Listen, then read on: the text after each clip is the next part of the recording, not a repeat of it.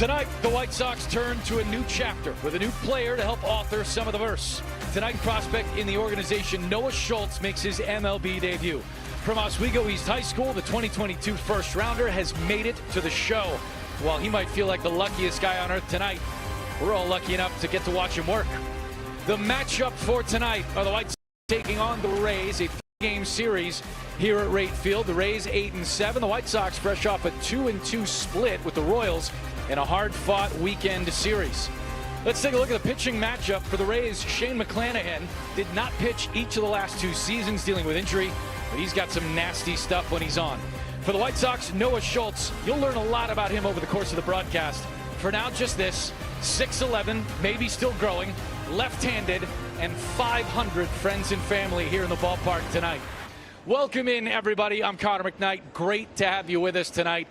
There are 162 games in a season, and every now and again there's one you just got to watch. Tonight is one of those. Noah Schultz is here, and for what got him here, what made the White Sox make that call, we head down to the field with more from our very own Brooke Fletcher. Oh, happy Noah Schultz Day, Connor. Listen, it wasn't a matter of if, but when we would see Noah Schultz at the big bowl this season. And listen, he was off to an incredible start in Charlotte, only allowing 2 earned runs over 14 innings with 19 punch-outs and only allowing 2 walks. So he has earned this. But the big question is, well, why now? Chris Getz, he put it simple. He said, hey, if there is an arm that can help us win at this level, we're going to create a spot for him. And with the spot opening up in the rotation, they said, hey, let's do this now. But a word that I'm really hearing surrounding Noah Schultz, especially this season, is confidence. Going back all the way to spring, just the way he carried himself on and off the mound, he said, hey, I am a big leaguer. He believes that he belongs. So we'll see how that translates here tonight and what Will Venable described as an emotional night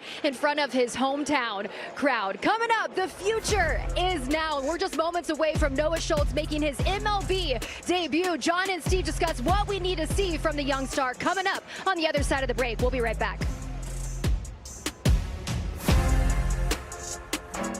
Experience the world's largest sports book at your fingertips.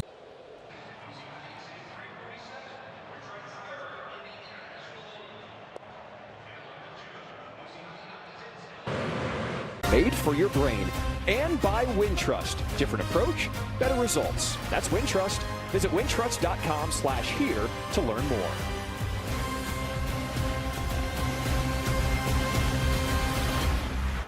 The future of the White Sox is here. Noah Schultz makes his big league debut tonight. We take a look at his last start with AAA Charlotte. Just dominant. 5 innings, 9 strikeouts. We are looking for electric stuff. It should be a fun night here at the Rate. What is up, everybody? Welcome inside the ballpark alongside Steve Stone. I'm John Triffin. Happy Noah Schultz Day. We are so excited. This young man was drafted in the first round back in 2022. Just 22 years old. Take us into the mind of Noah Schultz. What is he experiencing as he gets ready to throw his first pitch? He knows, John, that he's entirely healthy. Last year he couldn't say that. With a knee issue, that usually means you don't have the velocity or the crackling slider. Now he's got both, and tonight he's going out in front of friends and family, and he's hoping to get the job done. He's got the stuff to do it. So we already had a southpaw, only this one's a little bigger. There you look at 6'10", out of Oswego High School. 26th overall pick by the Sox in 2022. 23rd overall prospect by Baseball America, and the Sox #1 prospect. Look at that. 1.29 ERA, 19 strikeouts in 14 innings. The stuff is there. He certainly is hoping that he can duplicate what he did in AAA, and the time for him is now. Tonight, right here. Coming up, the moment we've all been waiting for. Noah Schultz makes his big league debut. First pitch when we come back.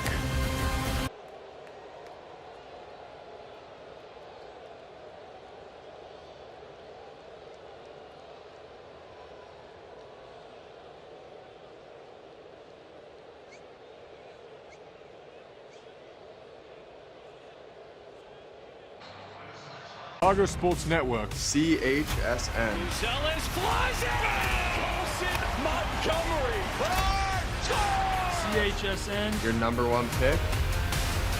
For Bulls basketball. Blackhawks hockey. White Sox baseball. It is out of here. Full stream ahead. Sign up for your 7-day free trial.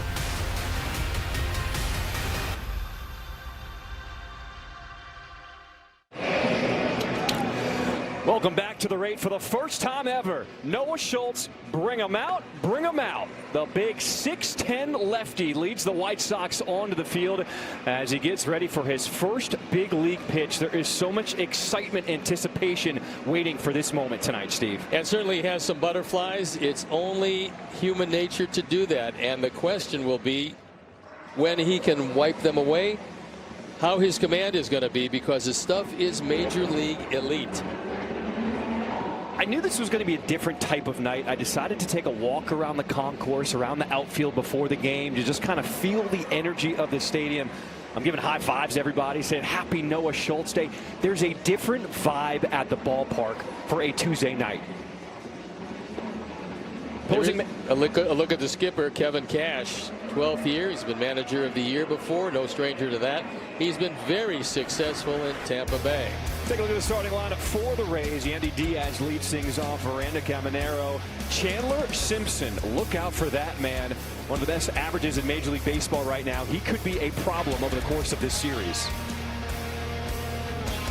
There is a look at 6'10" Noah Schultz. Chris Getz before the game said he might not be done growing. Now, he had a couple of starts in 3 games. That's what he did in AAA. A 1.29 ERA. And this is how he's going to use his stuff. 25%. He throws that 4-seamer, backed up by the sweeper and the sinker and the cutter. Noah Schultz is ready. Let's get this party started. First big league pitch. He fires it in there at 98, strike 1. Yandy Diaz loves to hit the ball to the right side. There is a gap. Meidroth is playing him up the middle. There are a lot of people on their feet with their phones out, ready to capture this moment. Deep breath.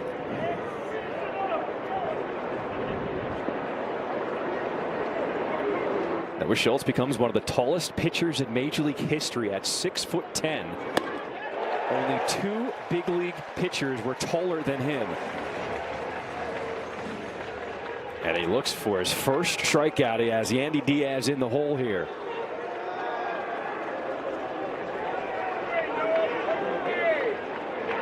One-two from Schultz. We take a look at the tallest active players, and Noah Schultz is now at the top of that list at 6'10". And the Sox have Brian Hudson also at 6'8". So we're raising basketball players. 2-2.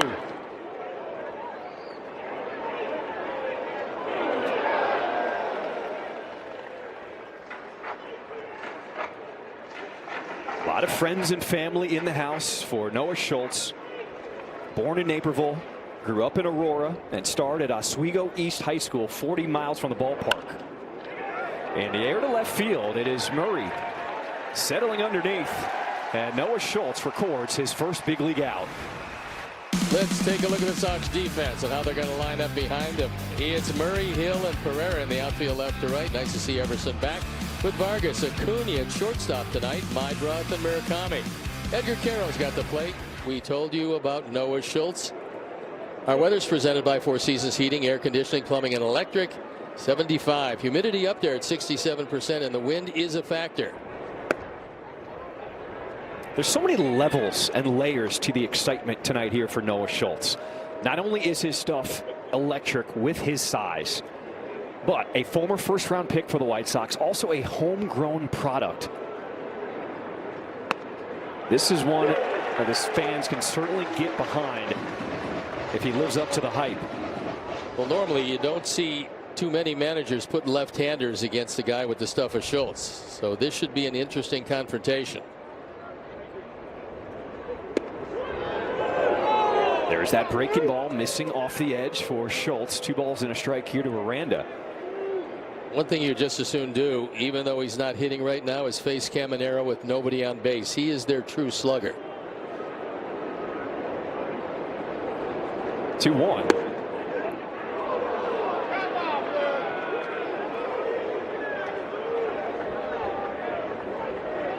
Aranda leads their team in home runs, but that won't be for long.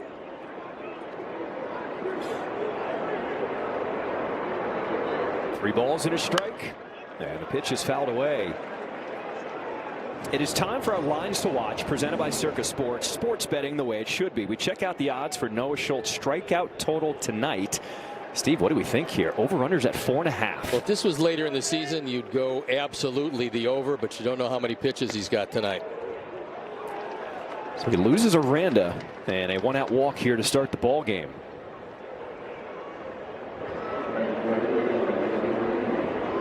It's one of the things that Chris Getz, general manager for the White Sox, addressed before the game, saying he would not specify the exact number of pitches, but he said there is a range that the White Sox are going to look at in terms of how long they're going to leave Schultz out there tonight.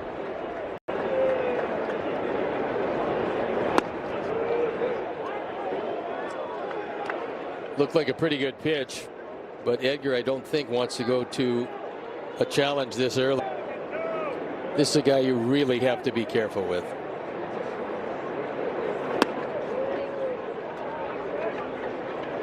Behind the plate tonight, Alex Tosi. Called strikes 9% above major league average, up to the right-hand batters.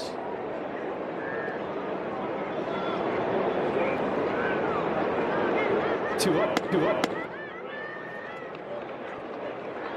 Are we starting to see maybe a little nerves here from Noah Schultz with his command? I think so, and I think you got to be really careful here to Caminero, because I think Cash is going to give him the 3-0 green light.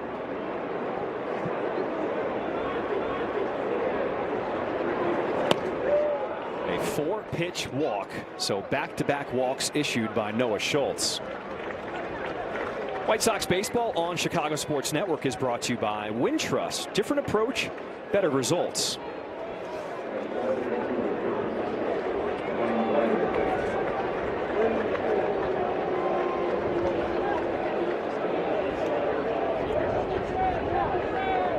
Ryan Vilade batting in the 4-hole here for the Rays. The right fielder with a batting average under 150. As that was one of the spots in spring training that the Rays tried to find some depth.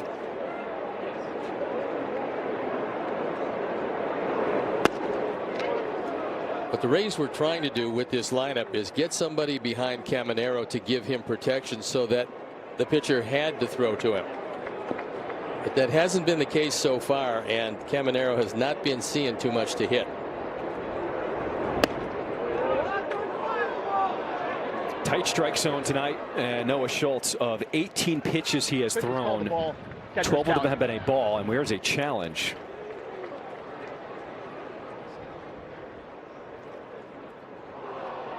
That is off the plate. Pitches the ball. Chicago has one challenge remaining.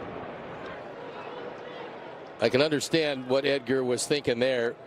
Get the young man a strike and at least even up the count. You see right there, overturned by fielders. That's the catcher, 61%.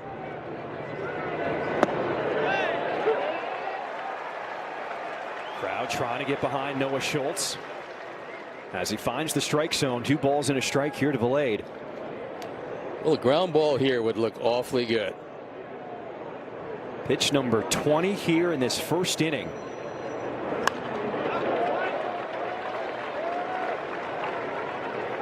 Ball just explodes out of his hand, 98 miles per hour, and he's got that funky arm slot with all that length coming at you. Yeah, I would think he'd be really difficult for left-handers to handle.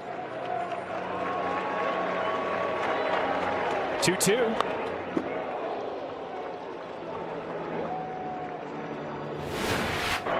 So coming at the hitters, that was a cutter or slider inside, and Vilade had very little chance to keep it between the lines. 2 balls, 2 strikes. And this one is hit down the line in left field, and it's going to be a fair ball. Aranda, he will come around to score.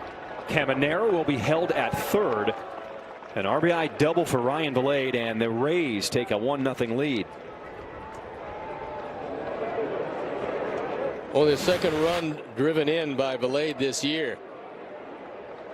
He got his fastball. It actually wasn't a strike, but Vilade got the good part of the bat on it, drove it down the line, and just like that, the Rays lead by a run.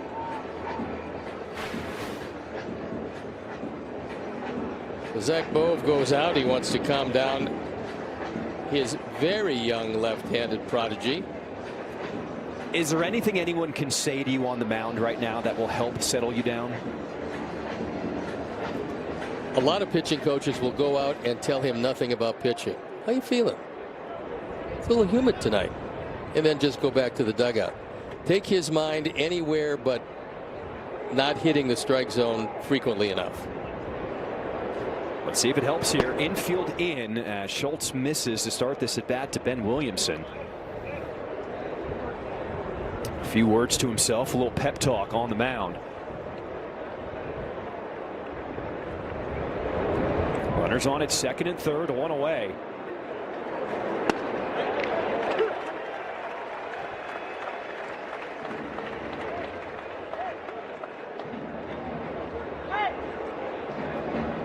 Schultz takes the spot in the starting rotation for Shane Smith, who was the opening day starter for the White Sox, but sent down to AAA to get back on track.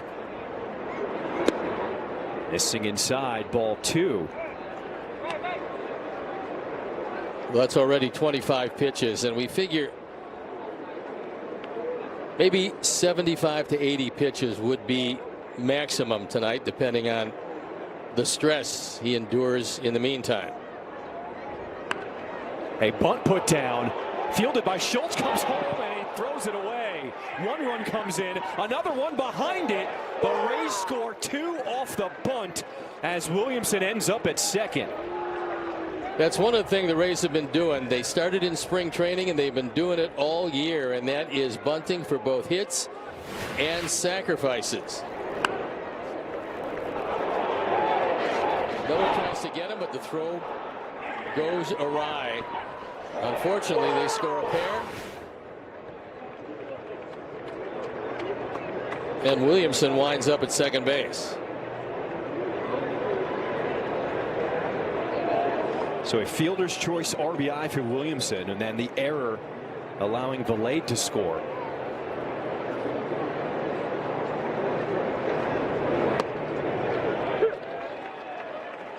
As he faces Chandler Simpson, second in Major League Baseball right now with a .411 batting average. Only Andy Pages has a higher batting average at .417 to start the year. What Simpson is, an extreme contact hitter. He realizes he's not going to hit too many home runs, and so he's got to put the bat on the ball, and he probably is one of the fastest, if not the fastest man in baseball. 0-2 from Schultz.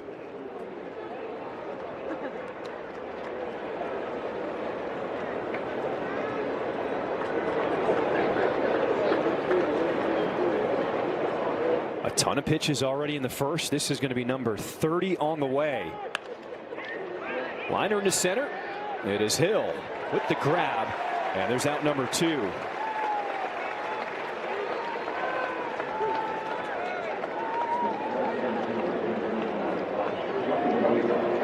We've seen this throughout this first inning. Noah Schultz talking to himself, a little pep talk as he records his second out to try to get out of this first inning.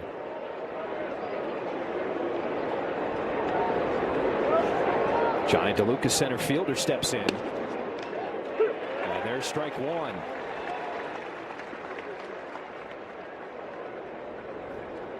We are watching the top pitching prospect in the White Sox organization make his debut, Noah Schultz.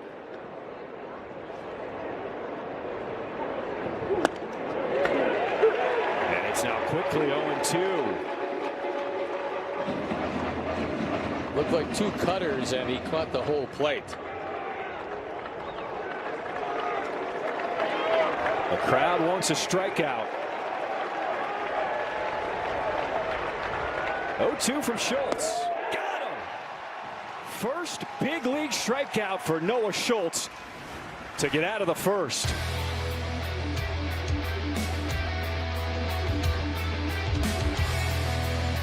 The key to being rich, it's knowing what counts.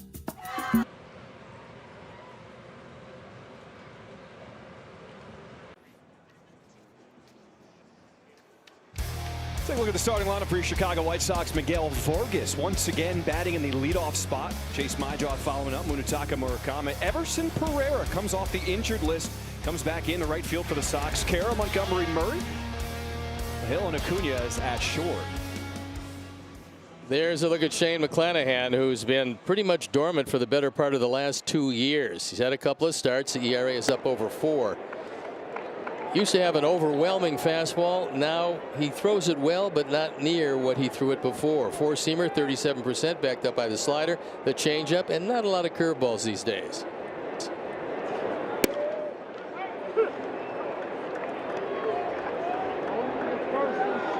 Before, McClanahan was hurt, and he had Tommy John surgery and then a nerve issue coming back from that. He had some of the best stuff in all of baseball.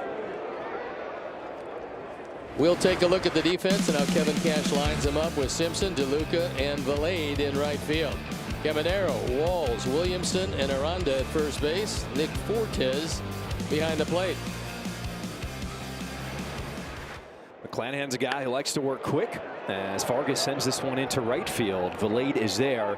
One away to start this home half of the first. And the one thing for the Rays, which is unusual for them, because normally they have a fairly airtight defense, the defense has not been good, and that should come into play tonight. Well, Kevin Cash protecting Shane McClanahan. He's pitching on 7 full days of rest.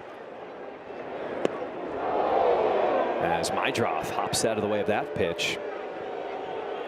Last start for McClanahan was April 6th against the Cubs. The Rays have had 2 off days in between there, along with a bullpen game that they used, so that's why the 7 full days off. You can tell he's not feeling 100% yet, although guys haven't hit him very well, but he's only thrown strikes 57% of the time. That's usually not going to get it done in the major leagues.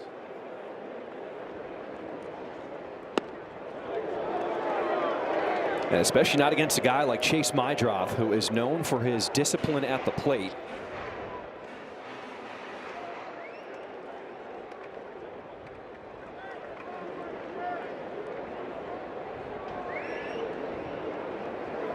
.30.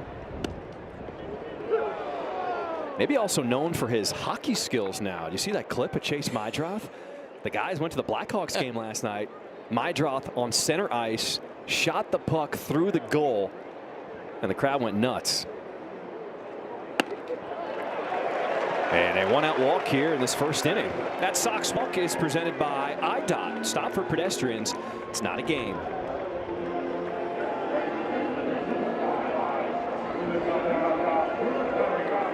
So the first 3 games he saw a lot of fastballs. And then a lot of off-speed pitches. McClanahan doesn't throw a lot of fastballs these days. Munetaka Murakami going through an adjustment here in his first big league season. In his last 8 games, he is 1 for 23 without an extra base hit.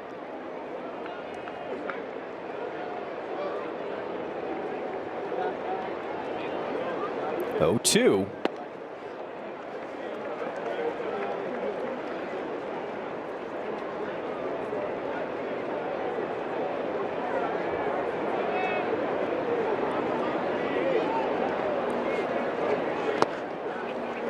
Murakami still leads this White Sox team with 4 home runs.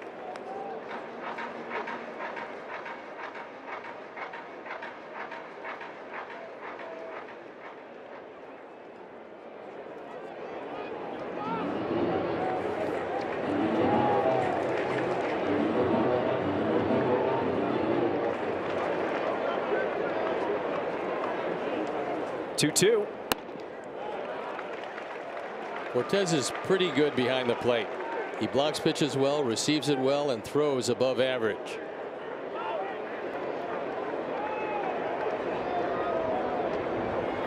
Rays scoring 3 in the top half of this frame, but it's now back-to-back walks.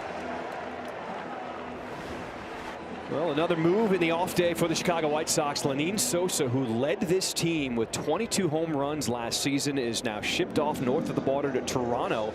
White Sox get Jordan Rich, an 18-year-old prospect. They think he's very fast, a lot of upside.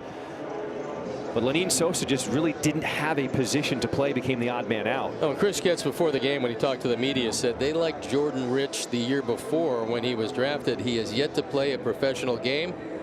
They believe he's got a very high ceiling, and they know he's a defender with great speed.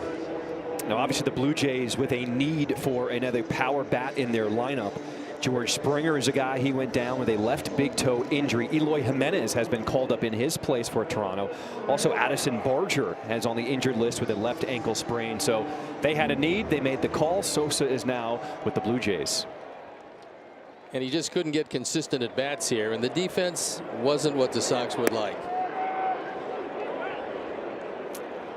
Also, the White Sox have so much depth in the minors in the infield position. Sam Antonacci, got William Bergoya, both of those guys poised and ready to come up. Chris Getz saying we're going to now start to favor our style of play with the type of players we're going to keep in our organization. Well, I think Chris and his staff have decided that they're going to put a premium on defense.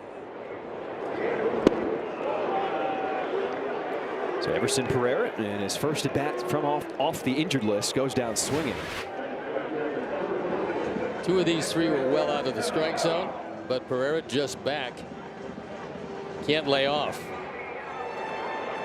This is that split change that he throws.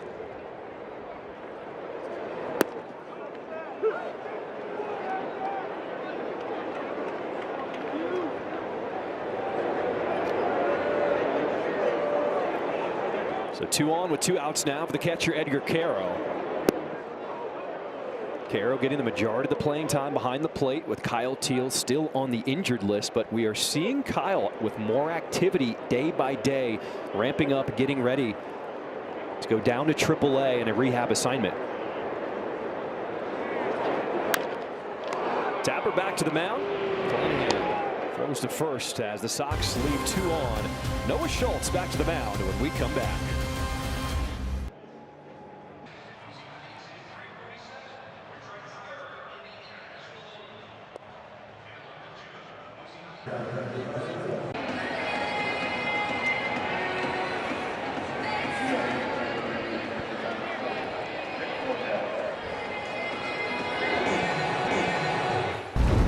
Welcome back. Noah Schultz back on the mound, and it's time for a little scoop from the clubhouse. Now, Noah being a local guy, they were expecting more than a few fans to be in the stands tonight. So with that, they prepared. They actually created their own portal for friends and family to use to buy tickets. And guys, I checked before the game, around 500 people used this portal to buy tickets. That's how many people were in the stands here tonight. There are guys that play for Oswego East High School baseball team. It's friends, it's family, but I think it says a lot about Noah and the type of person that he is, that this many people want to come and support him here tonight. I think I'm going to go try to find a few, John and Steve, in just a little bit. Oh, they will not be hard to find. They've got his jersey. They're making noise. And I think his dad is the happiest person they made that portal, because people just kept hitting him up as soon as they found out the news over the weekend. So the White Sox created this portal. So anytime anyone hit up the family, they could just send them the link for the tickets, and the people could handle it on their own. Top of the second, this half inning is brought to you by Wintrust. Tampa Bay with a 3-0 lead over the White Sox. Steve, something very interesting in that first inning for Schultz. His first 18 pitches, 12 of them were balls. Then you notice that Edgar Quero made that challenge, even though he was unsuccessful. This one is lined to third, caught by Vargas, one away. After that challenge by Quero, the next 15 pitches, 12 of them were strikes to help Schultz get back on track. Well, I think that was certainly one of those things, and Zach Bove going to the mound to have whatever word it was he had with him seemed to help also. So at this point, the butterflies should have gone away. We'll see if he finds the strike zone more consistently, but you always have to watch the bunt from this entire Tampa Bay team, except for Caminero. I don't think he's bunting anytime soon. So 2 for 2 with first pitch strikes here in the second inning as the shortstop Taylor Walls steps in.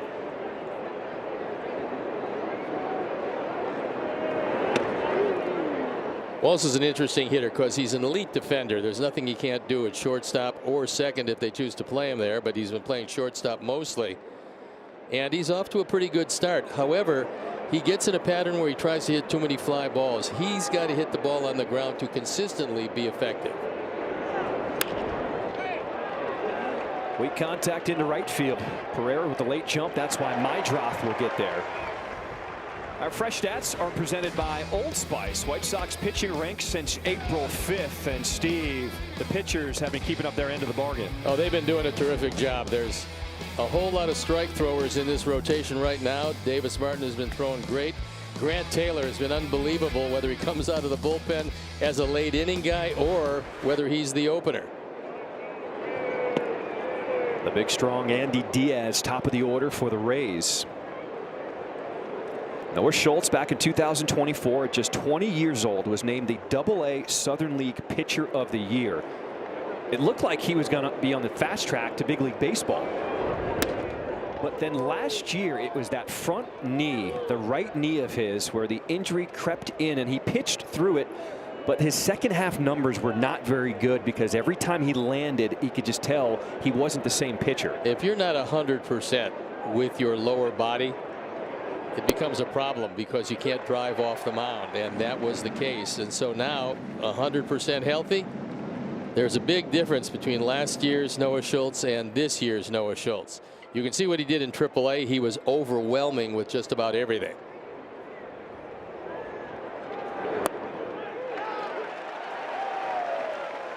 Two balls, two strikes here to Andy Diaz. Started to feel a little bit better. That was 98. He just reached back. He wasn't thinking about necessarily, am I going to throw a strike here? He just knows he could do it, and he rushed it up there and caught the zone. His dad waving to everybody. Crowd getting excited.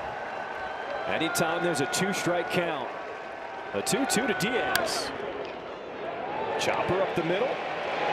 As Mydroth makes the throw. A 10-pitch inning, much better for Noah Schultz.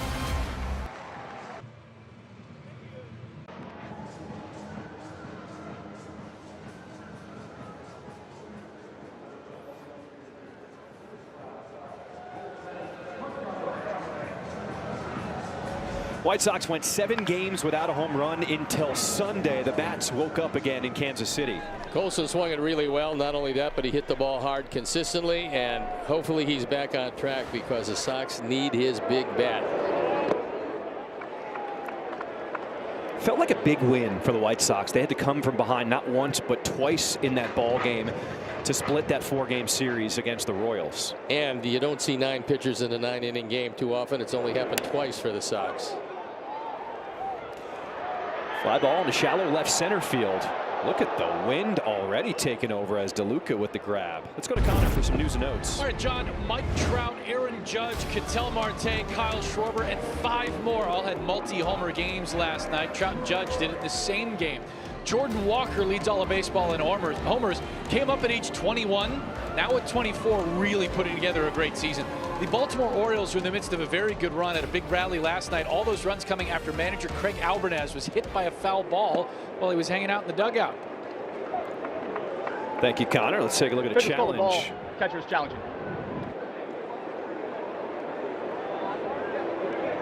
It looked like a changeup, and we'll see if it was in the zone. Pitch is a strike. It was. 2 challenges remain. Just barely. So the call overturned. Strike 1 here to Tanner Murray. Can we go back to Jordan Walker? What Connor was talking about. The streak he is on right now is unbelievable for the Cardinals. 9-game hitting streak. He's hitting over .405.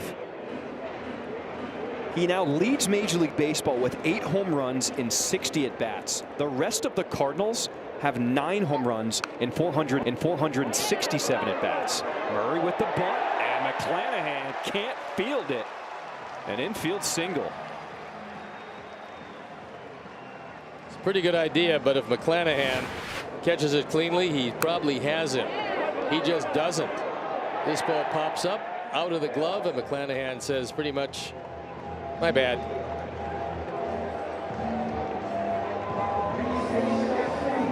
Tanner Murray also with a home run in that ball game on Sunday, his first big league home run. He's really shown he can do a few things. Play a lot of different positions, seemingly playing them all very well, and he's starting to swing the bat. He knows there's a spot open, especially in the outfield, for a lot of play, and he's going to stake his claim to it. Derek Hill gets the start in center field here tonight. Another guy who is dangerous, who will lay down a bunt as he lays that one down foul. Take a look at Shane McClanahan. 2022 finished 6th in the AL Cy Young Award voting, but he's had a lot of injuries ever since that magical season. Well, you can see after the Tommy John, then he had the triceps injury, which had some nerve involvement. So the better part of 2 years he's been inactive. That's one of the reasons why Kevin Cash is taking care of him. You don't want to overexpose him this early. You want to ease him back into the rotation, but normally he's got very good stuff.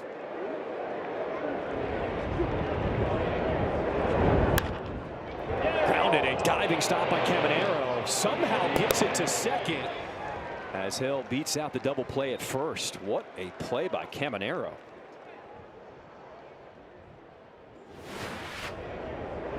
Caminero decided he wanted to make himself better defensively. And his goal was to win a Gold Glove this year. Now, I'm not sure that's going to happen. However, he is much better than he's been defensively at third. When you have that kind of bat, however, they're going to find a spot to play you. Keep making plays like that, they'll put you anywhere on the infield. That was something. Luis Angel Acuna, brought over from the Mets in the Luis Robert Jr. trade.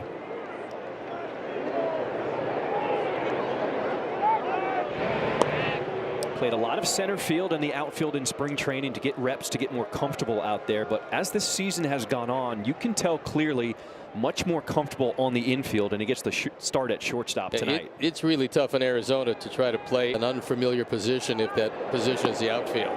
Runner goes, throw down, stolen base for Derek Hill. This is one of the things that Hill gives you whenever he's in the lineup. Not only can he play all three outfield positions, but he's got great acceleration. He's off to the races. It's a big lead and no chance for Fortes. Keeping a foot on the bag was the key here. Runner in scoring position, the 0-2, and Acuna goes down swinging. After 2, it's the Sox down 3-0.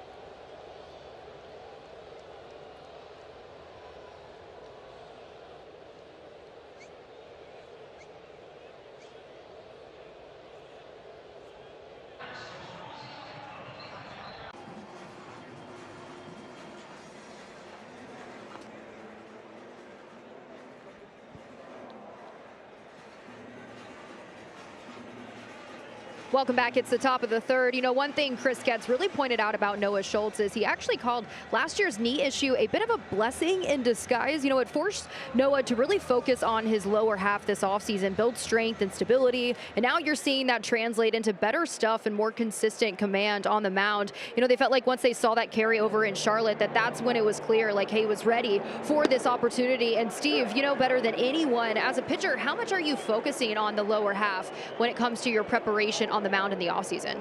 I think if you make sure, Brooke, that your glutes and your quads, which are the biggest muscles in your body, are strong, you're going to have a much better time keeping your arm in shape.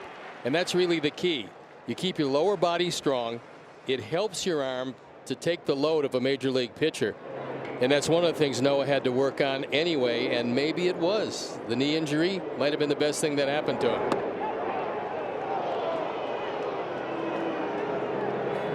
Great article on MLB.com by Scott Merkin, who does an incredible job covering the White Sox. And he talked to a former coach of Noah Schultz who had him when he was a young kid and as a teenager, and talked about just his development and growth. He said when he got his hands on him around 13 or 14, Noah Schultz was 5'9", a skinny kid playing first base in the outfield.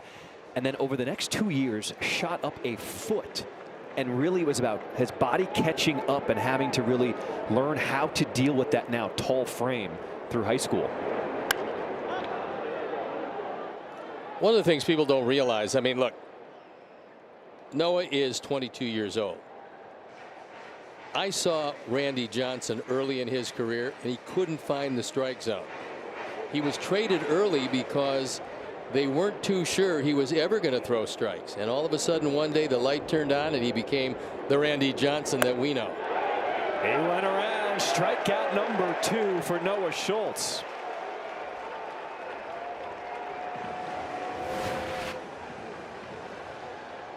That's a four-seamer from pretty much low 3/4, and it explodes upstairs. Aranda with no chance at all to get around. He looks down and he says, "I didn't swing." "Yes, you did, son. Take a seat." Junior Caminero, big hack, but pulls it foul. Let's take a look at the age 22 season for Randy Johnson. When he was in the high A, he was walking a guy almost once per every inning, so he had a lot of command issues early on in his career. Noah Schultz, very different, has a lot of control of his body and his pitches. The Expos, I believe, wanted Mark Langston, and they made a trade with Seattle. They traded away a future Hall of Famer, not knowing that he would be a future Hall of Famer. And again, they traded away a wild left-hander who became the overwhelming Randy Johnson. When you see the frame, you see the arm slot, and you see the ball explode out of his hand, you can tell the exact comp for Randy Johnson. But Chris Getz said, let's give it a little bit. Let's let him be his own person and be Noah Schultz, especially in his first big league outing. Top of the third, one down. This half inning is brought to you by Hyundai. Caminero has some of the fastest hands in the major leagues. And you don't want to go 3-1 on him too often.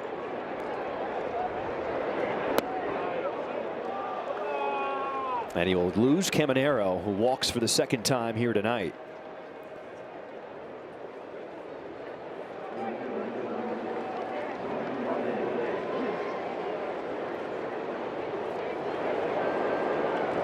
Noah Schultz, a first pitch strike, 6 of the last 7 hitters. So it appears like he was trying to get back on track here.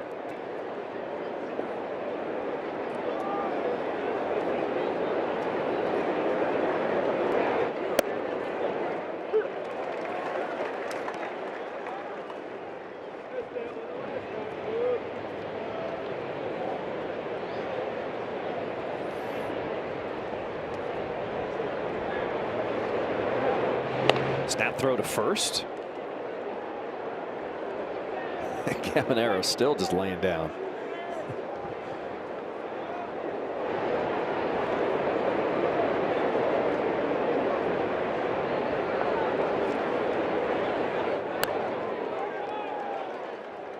RBI double for Ryan Vilade, his first time up, as the Rays came up with 3 runs to jump on Noah Schultz in his first big league inning.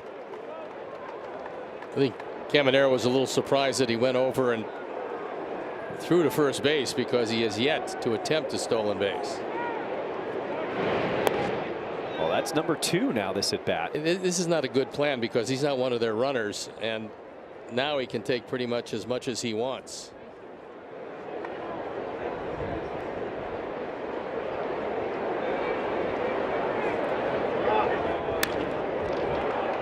Over the head of Meidroth and into center field, as Vilade is now 2 for 2. Rate is a proud partner of the 2026 White Sox. The Rate app gives Chicago fans an all-in-one wellness app with tools to build financial strength and guidance for fitness and stress management. Feel better, live better, play better. Download the Rate app today. What are you seeing from Noah Schultz here early on in this ballgame? Well, he settled down quite a bit from that first inning. And you can tell the stuff is really good. What he probably will work on, he'll take out of this performance, is he's got to start threading the needle on the inside corner, because he's not consistently hitting in there. That was much better. Start him off on the inside corner. Now the plate looks a little wider, especially to the right-hand hitters.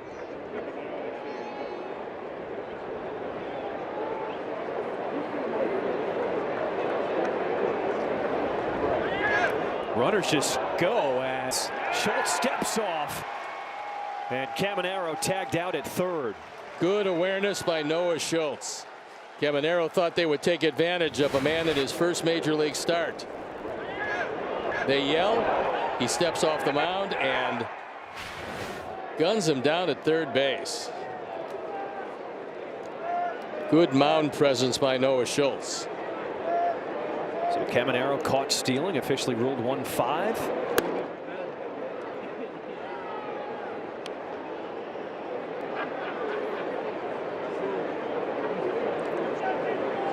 It was Williamson's sac bunt in the first that scored a run. The error allowed another one to come in behind.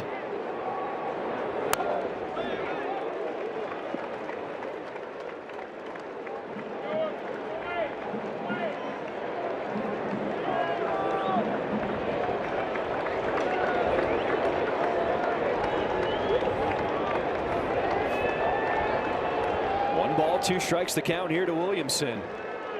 Schultz deals. Turning the air to left field. And as Murray can't get there. And Valade will come in. An RBI double. Makes it 4-0 Tampa Bay on top.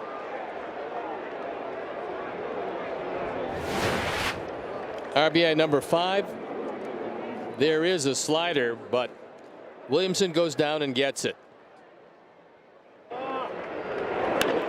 This is hit hard enough where there's no chance at all for Murray in left field. It just accelerates over his head.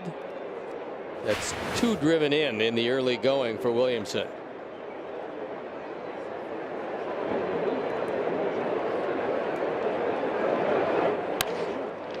And on the hands, liner to Mydroth.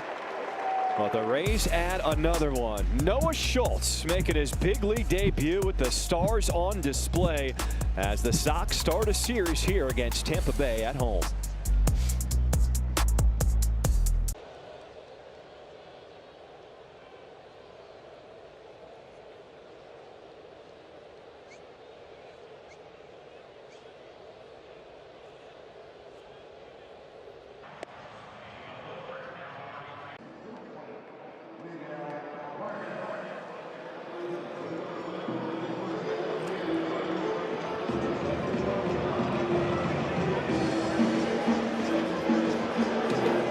Bottom of the third we go here at the rate. Noah Schultz talking to his pitching coach after the Rays have a 4-0 lead.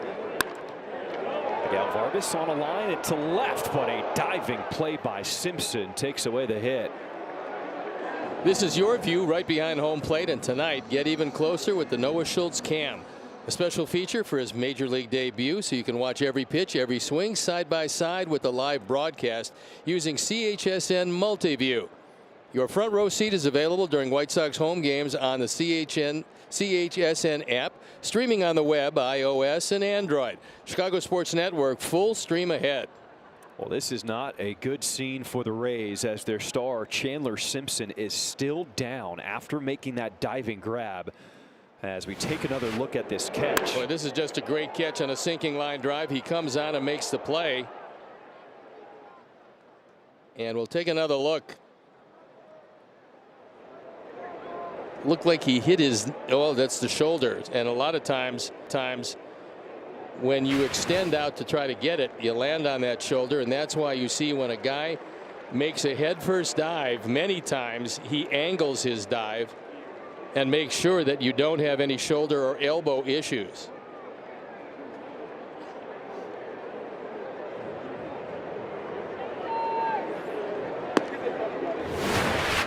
Looks like he's going to be okay. He tries to angle that,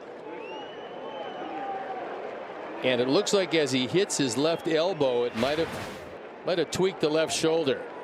So we'll see how that one feels as he moves along. Sometimes it really stiffens up, and we'll see if that happens with Simpson.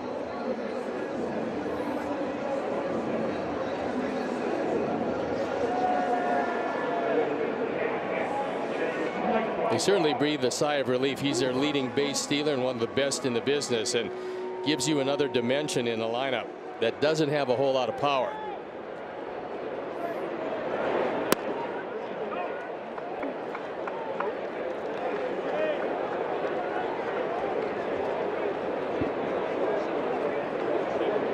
White Sox with just one hit so far off Shane McClanahan.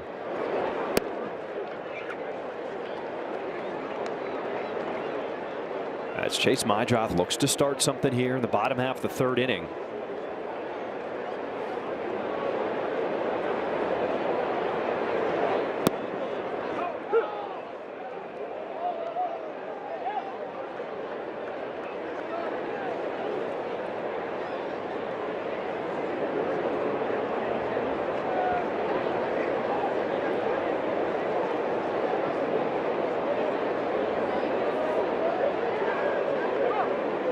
So it looks like Will Venable's going to come out and have a conversation and potentially a challenge here. The call of no catcher's interference is being challenged by Chicago.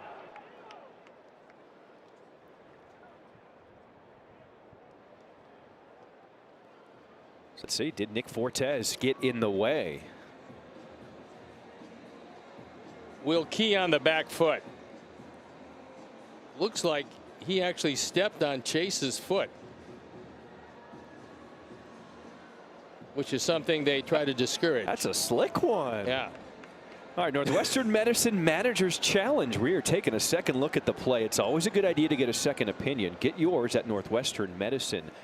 Typically on catcher's interference, it involves the glove and the swing. This is a new little wrinkle.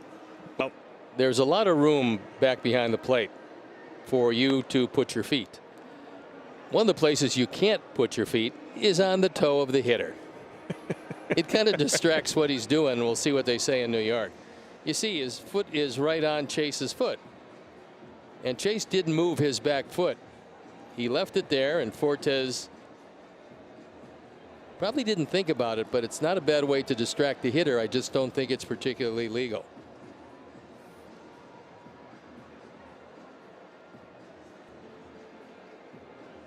So the review goes to the command center in New York, where they're looking at all the angles.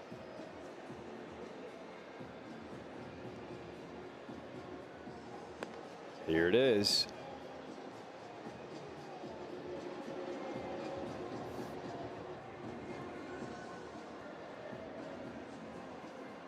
Taking some time, though. They are.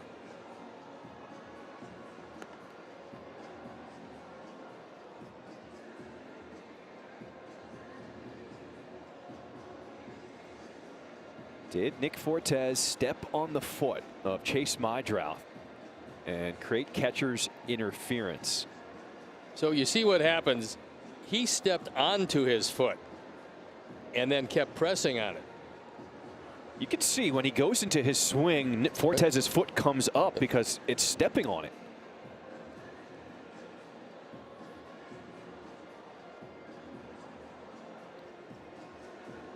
Watch it again. Now, I mean, he's well back, and then right there, he's on his foot making contact. It is catcher's interference.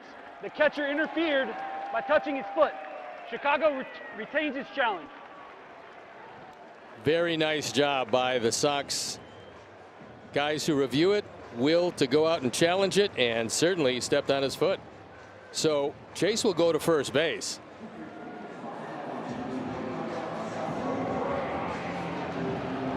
And if this does turn into an inning where the Sox score, that's a big play, and it's ruled E2. So no at bat for Mydroth off that error, as Munetaka Murakami steps in a walk his first time at the plate.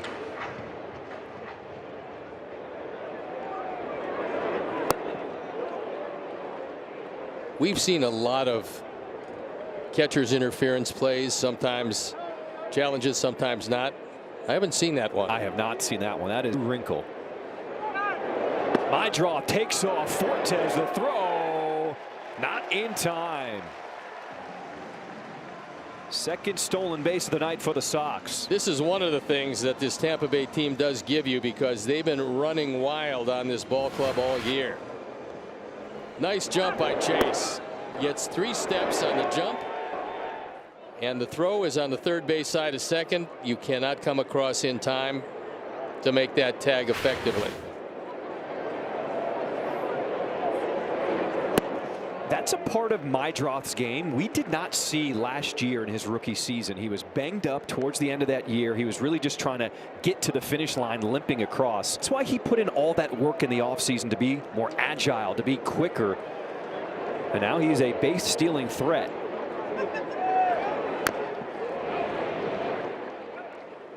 Join us at the ballpark on Friday, April 24th, as the White Sox take on the Washington Nationals at 6:30. 10,000 fans will receive a Miguel Vargas bobblehead presented by Fanatics. Plus, it's the first City Connect Friday of the season. To purchase tickets, visit whitesox.com/promos. 3-2. And Murakami, a couple walks tonight.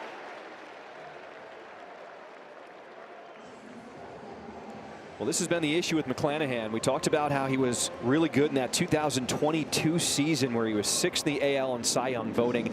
That year he had a 5.8% walk rate. Early on this year, his walk rate is almost 20%, a huge difference. Well, when you look at the disparity in velocity from what he was and what he is now, you realize that arm is not yet 100% strength-wise. It's one of the reasons why they're giving him a lot of time between starts. Kevin Cash realizes this is a very valuable member of their rotation. Pereira, a deep shot to left center field. Simpson looking up. It is gone. Welcome back, Everson Pereira. His first game off the IL, and a 3-run shot here in the 3rd inning, and the Sox trail by 1. The first at bat, he saw 3 pitches, 2 of which were out of the zone, and he swung at them. But this time, he unloads. His 2nd home run. He's now driven in 4. And this is what the Sox did need in that batting order, especially against the left-handers. Right-handed power. Pereira gives you that. One of the reasons why he made the ball club out of spring training. And he's ecstatic with that. He was on a hot streak.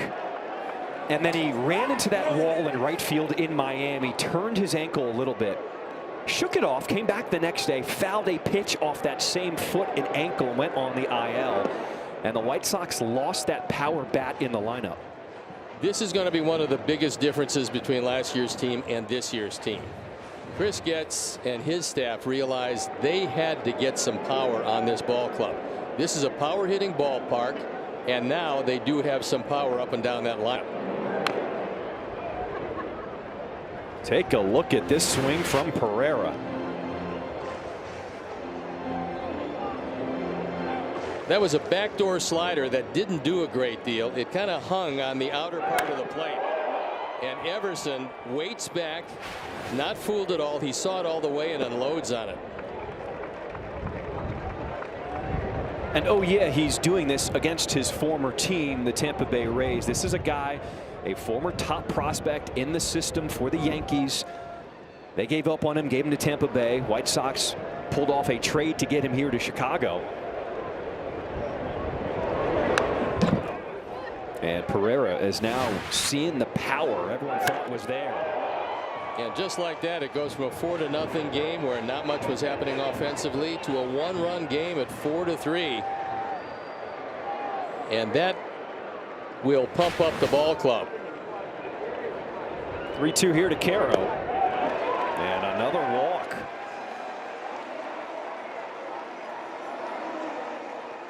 That's 4 walks for McClanahan to this point.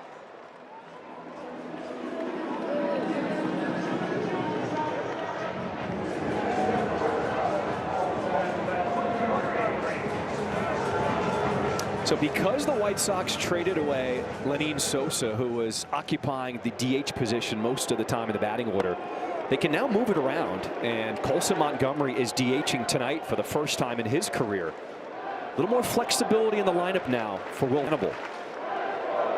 And look, Lenine was a good hitter last year, but the defense a little shaky. And one of the things that Chris Getz and his staff, along with Will and everybody in his staff, they realize that you're going to help your pitching with good defense, and that's one of the things they emphasize.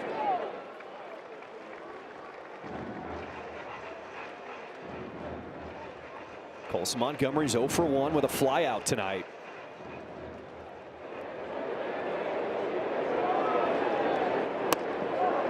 As McClanahan is struggling with his command here in the third.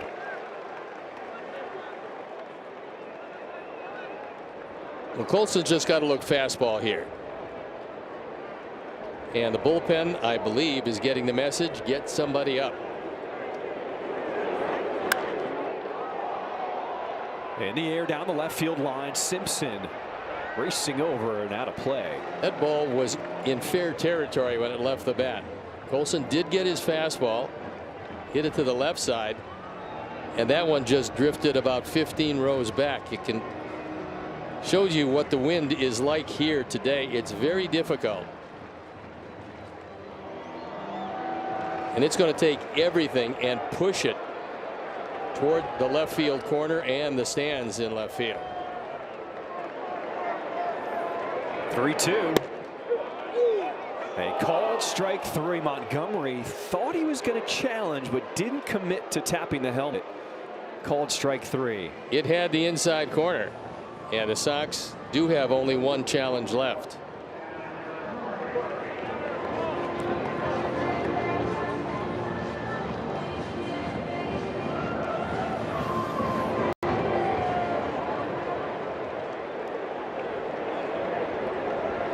Tanner Murray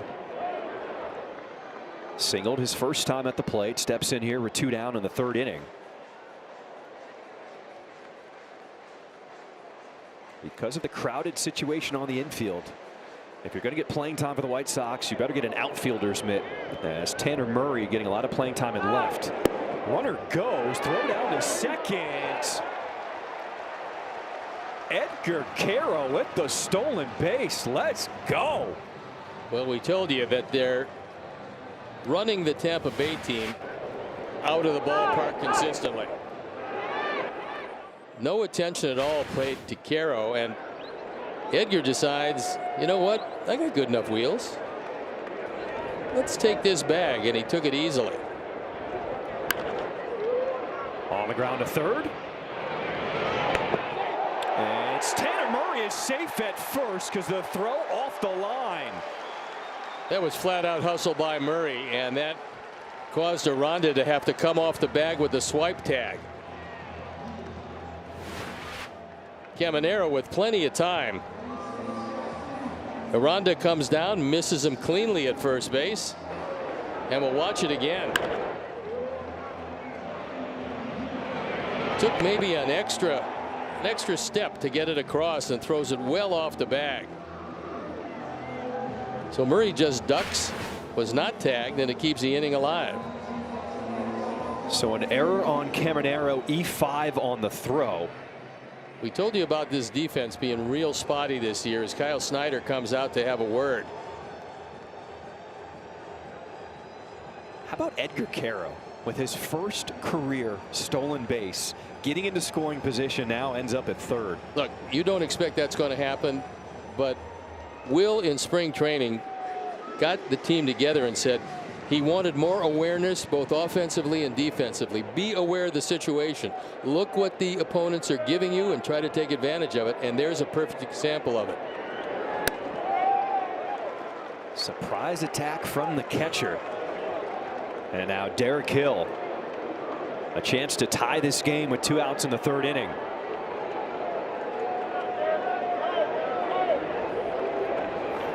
Runner goes. Backhanded pick by Caminero, and his throw is there to get out of the third inning. But Everson Pereira, welcome back to the rate. Fans going nuts off that 3-run shot, and there's life in this offense. Sox down 1 after 3.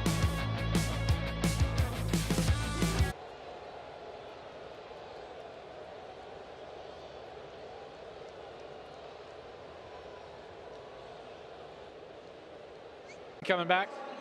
Okay. And everything that's on this is on the. Okay.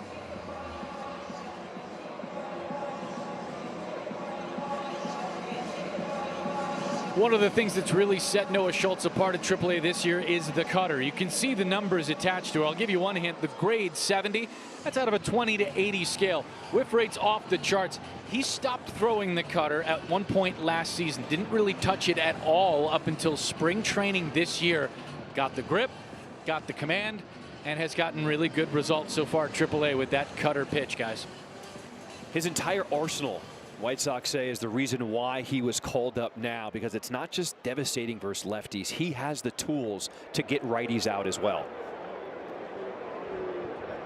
Start this fourth inning, Sox trail 4-3. What's going to happen to Noah is this. He's going to start honing in on the outside corner early in the count to right-hand hitters. And when he does that, establishing middle away, he's going to be able to use that cutter in on their hands. But first you establish away, and then you can go to the cutter more easily.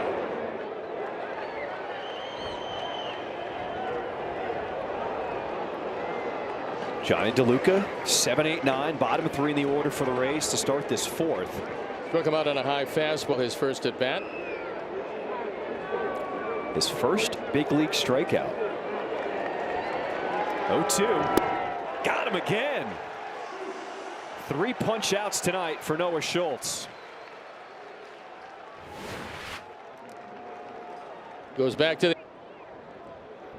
I think one way or the other, this is going to be the last inning for Noah Schultz tonight. And he'd like to finish it with a flourish. Nick Fortes really got around early on that one.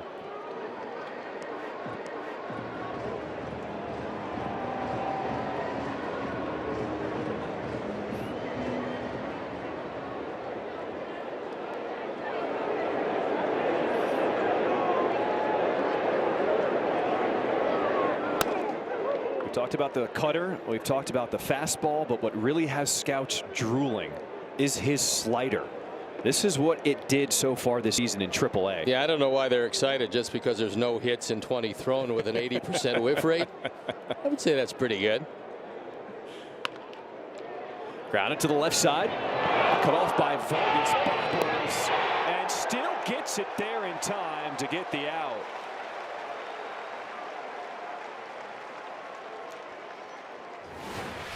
Good pick by Murakami on the back end. This took a bad hop. Took a hop into the glove, but credit Vargas. He didn't give up on it. This is not an easy play at first base. It's not a long hop or short hop. Fortes believes he's out when he hit the bag. So he hits the bag a little late.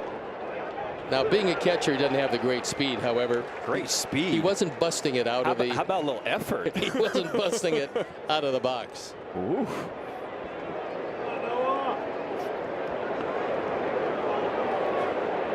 Pitch number 70 tonight from Schultz. How about that giddy up? This half inning is brought to you by Toyota.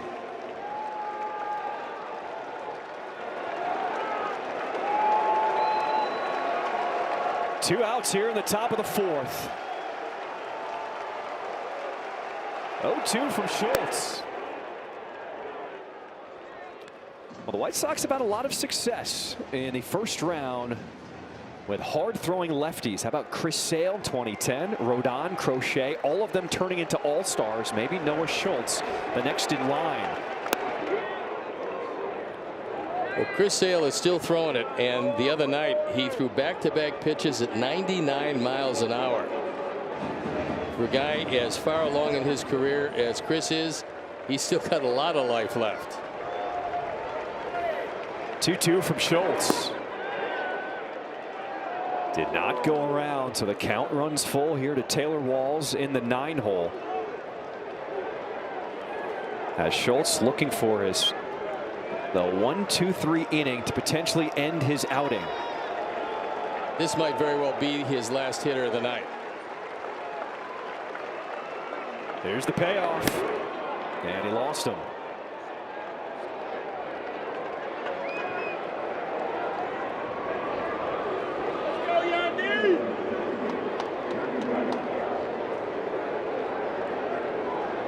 Will's going to leave him in to face Yandy Diaz, and Diaz has always been a very good hitter.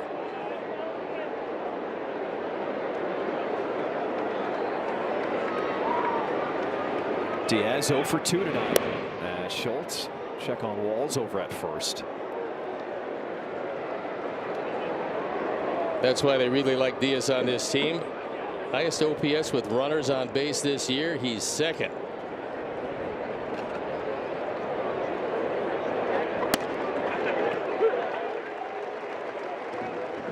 Remember, we had a conversation probably about a week ago. You said you loved the pop of the mitt from your catchers. It is popping tonight off the fastball from Noah Schultz.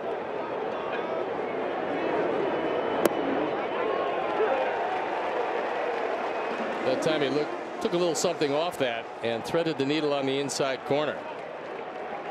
He's got that look in his eye, like he wants to end his night with the strikeout.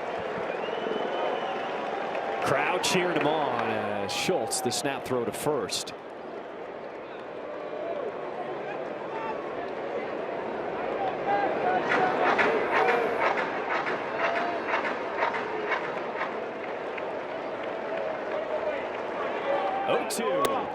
Runner goes, and no chance for Caro. Stolen base to Walls.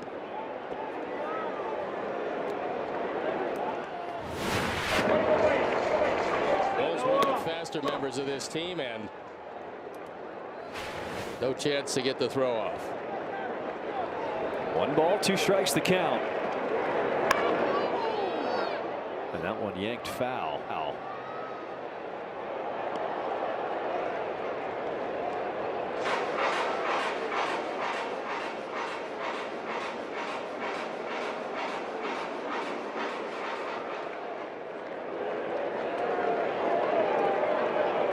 Schultz looking in, all 6 feet 10 of him. 1-2. Grounded back up the middle. It is my job with the backhand. As Noah Schultz gets through 4 in his big league debut.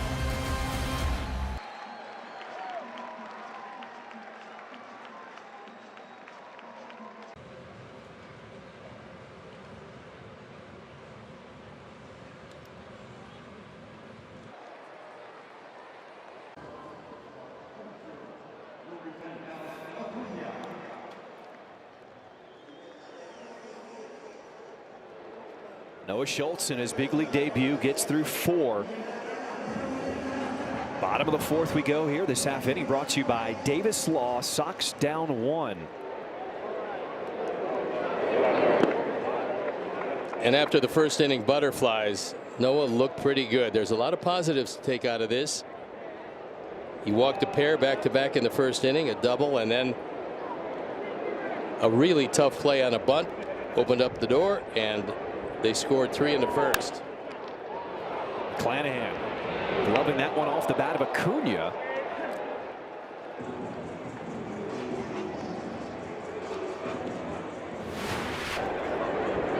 Clanahan did his best effort here to throw it into camera well. I really have no idea why pitchers lollipop the throw to first base. They throw the ball for a living. Get it to first. Don't throw it over his head with a blooper. You weren't a guy who just kind of lobbed over there? Never. You wanted the first baseman to feel it. Well, most of the time in my career, I wasn't good enough to allow.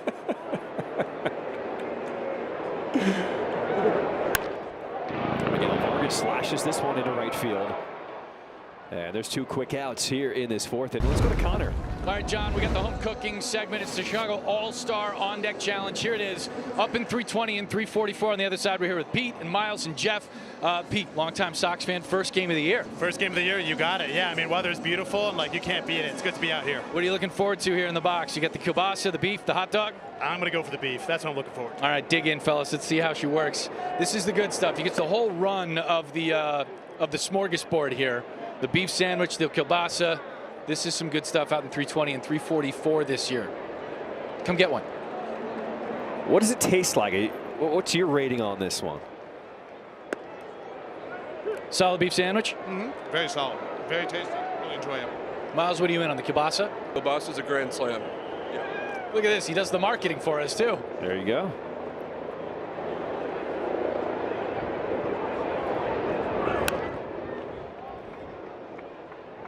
One of my favorite things about walking around the park, when you hear and you can smell the sausage grill getting fired up with the peppers and the onions, and then the scent just whiffs through the ballpark.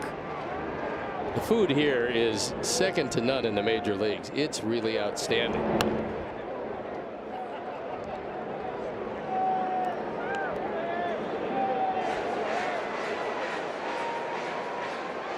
Anytime I have friends who are maybe not the biggest baseball fans, I tell them, just come to a ball game.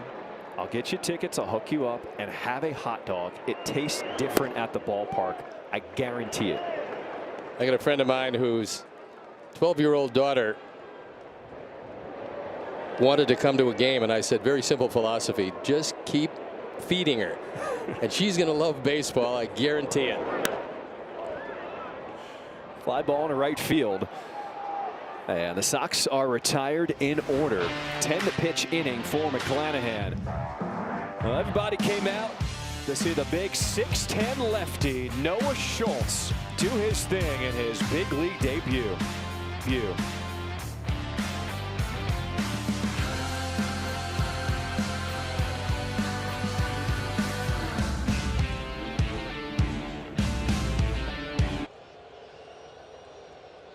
Is brought to you by St. Xavier University, and Noah Schultz still on the mound here for the Sox. For one hitter, I believe. And then to the pen for Caminero, who's in the on-deck circle.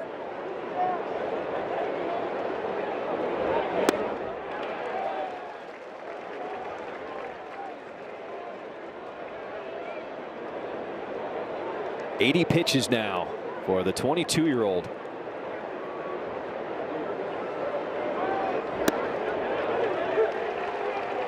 Wouldn't you love to end the night on a strikeout?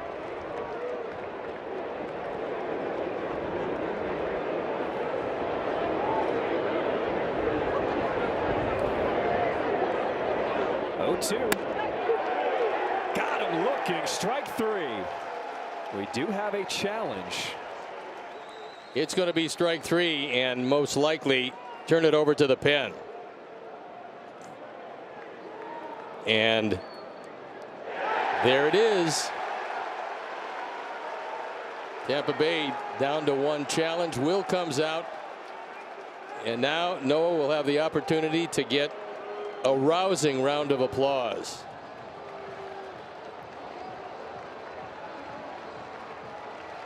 He is the future of the White Sox. Noah Schultz in his big league debut.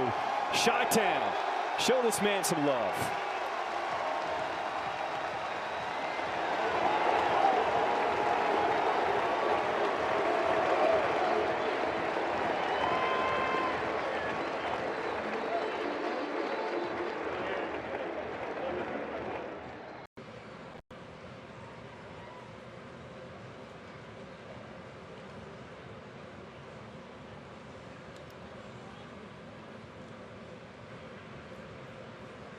Noah Schultz.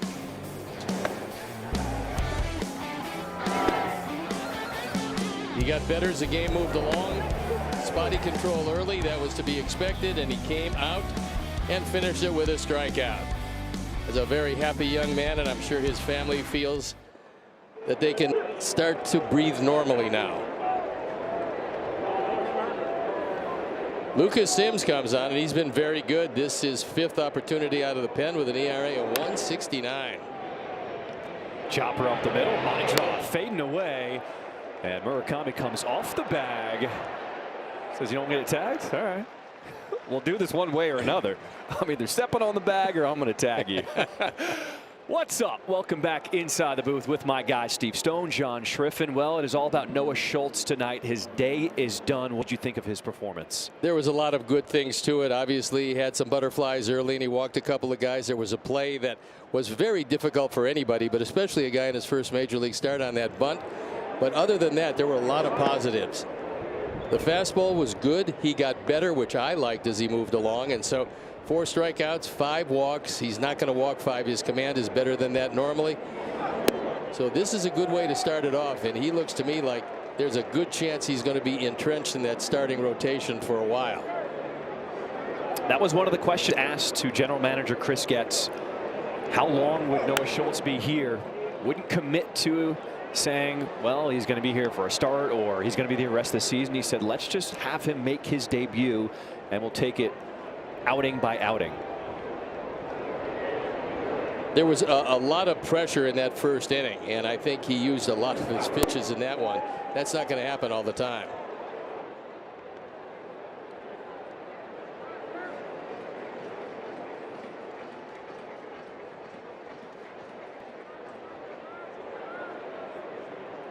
Two down for Ryan Vilade.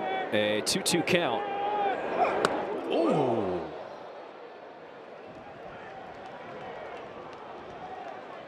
See your life flash before your eyes with this one. That one didn't miss him by much, but it did miss him. Vilade didn't appear to be the happiest man in the park as he was walking back to the plate. Would you? No. Strike three called.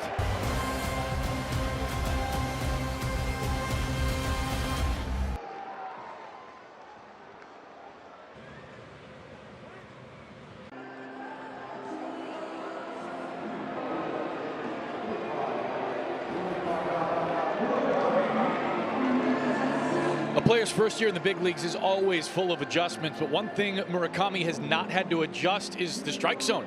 He's seeing the ball really well. Second most walks in all of baseball. Only Yordan Alvarez has drawn more free passes. The White Sox are really pleased with his discipline at the plate, though the contact and homer power need to come back around a little bit too. Couple walks already tonight for Munetaka Murakami, who starts this home half of the fifth inning. This half inning is brought to you by Prevagen. I don't think most folks realize how difficult it is for a player from another country to come here and learn everything he has to learn against pitchers who he's never seen before. Murakami deep to right field. Vilade on the run will make the catch at the track. With a couple of walks, that's a good sign. He hit that one right on the button. Unfortunately, not quite enough elevation. But he saw the ball well and hit it hard.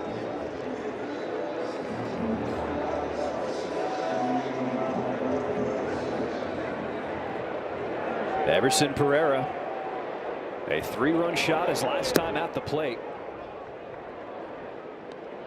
He was really the talk of spring training.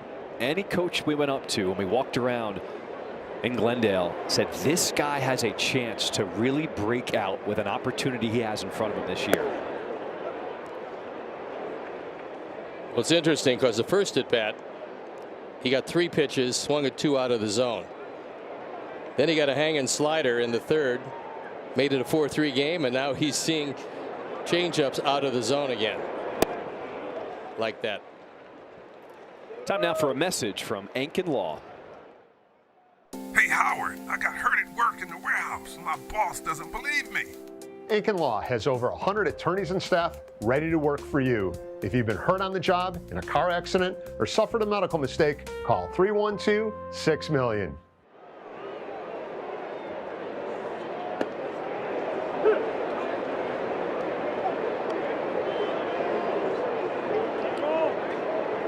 Edgar Cara with a walk and his first career stolen base back in the 3rd inning.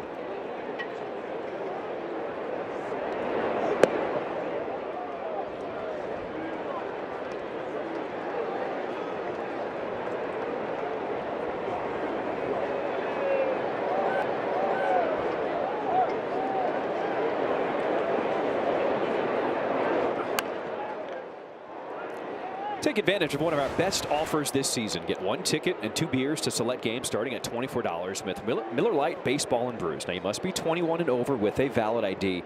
To purchase tickets, visit whitesox.com/brews.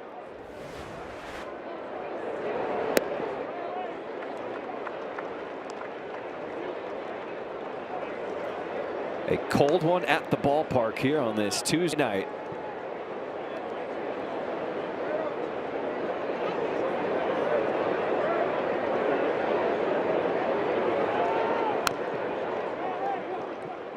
From the first pitch to the final out, never lose track of the game with the CHSN app. Stream White Sox baseball live, plus pre and post game coverage and full game replays on demand.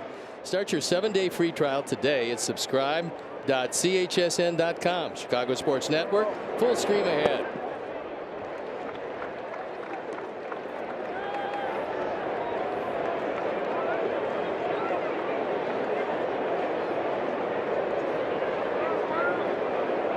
Two down here in this bottom of the fifth. A 3-2 to Carroll. Grounded left side. Caminero sets his feet. And that'll do it for the fifth.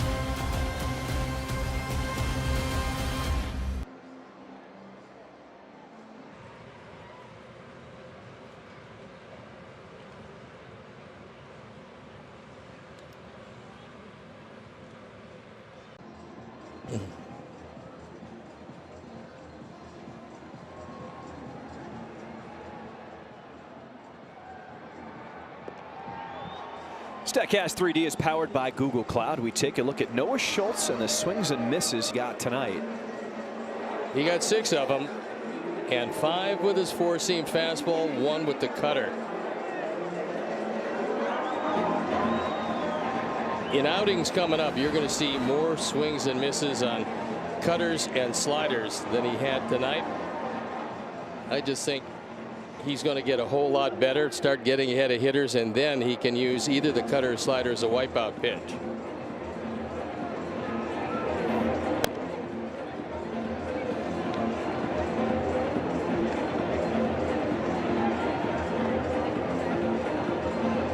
White Sox starting the series here against the Rays.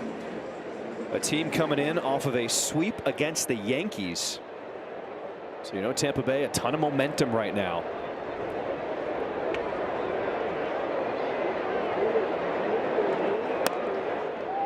Top of the sixth. This half inning is brought to you by Elgin Hyundai.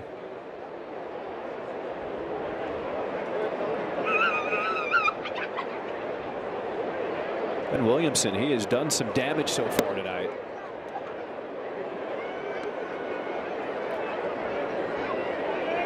Couple. Driven in a run with each at bat.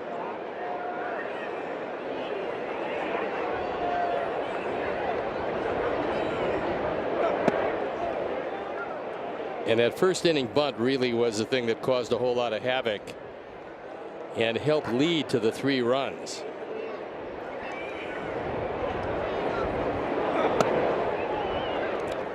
A 4-pitch walk to start this sixth. Sox fans head down to the ballpark on Saturday, April 25th, as the White Sox take on the Washington Nationals at 3 o'clock.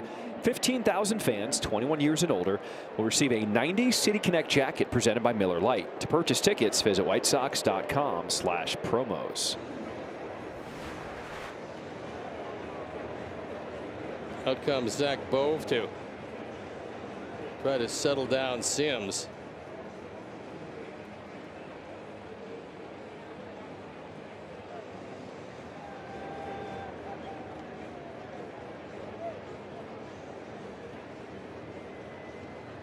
One of the things I'm sure they're addressing is be aware of the drag bunt.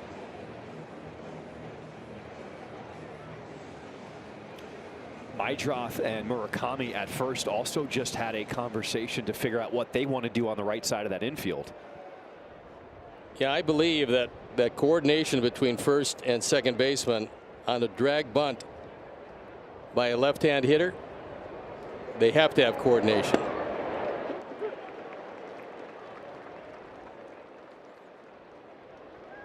So the first time tonight that either team has their leadoff hitter on, as Williamson takes his lead at first.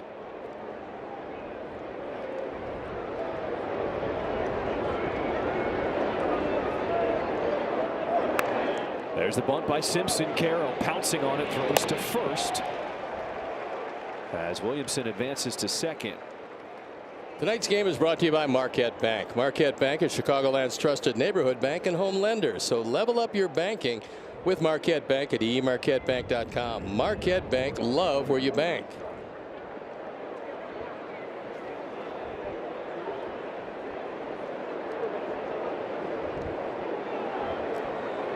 Johnny DeLuca 0 for 2, couple strikeouts against Noah Schultz as he fouls off that first one against Sims.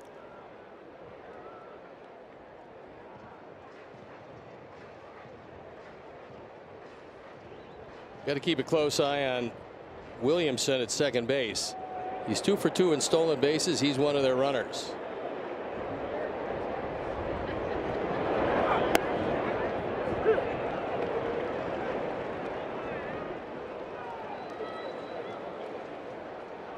So the final challenge from the Rays.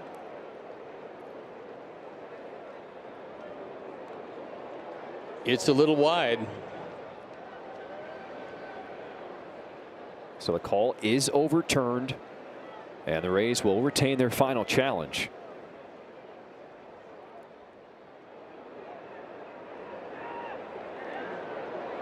One ball, one strike the count now. Majdroth will throw over to first for out number 2. Score big on authentic gear at MLBshop.com. From official jerseys and memorabilia to hats and hoodies, we've got the season covered. Visit MLBshop.com/White Sox, the official source for your Chicago White Sox gear.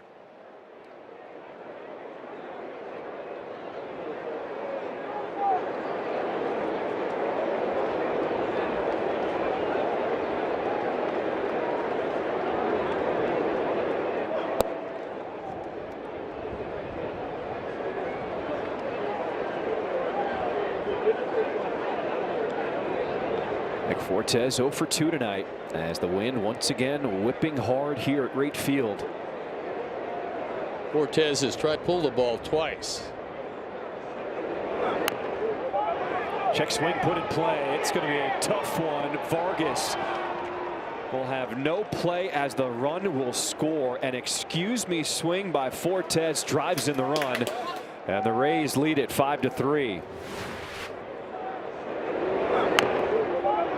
Didn't mean to swing it. It turns into gold.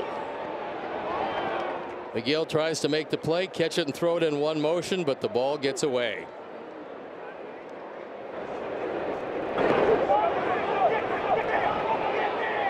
Sometimes better to be lucky than good. That's run batted in number 7. If you notice, Nick Fortes was running down the line that time. Yes, because that time he was sniffing a base hit. The time before that, coming in a 4th inning, was a concession speech early, and a lot of infield hits along with the Marlins. They're 1 and 2 with the Brewers right behind them. Balls past the diving Majdroth.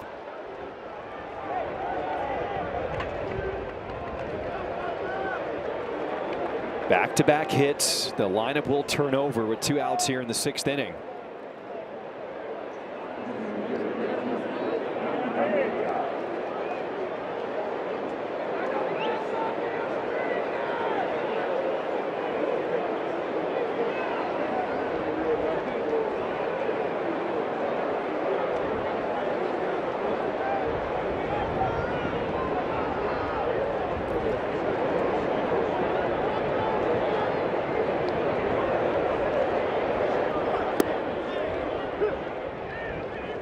Let's take a look at the hit differential in the American League this season. The Rays, the best, and the White Sox, unfortunately, the worst.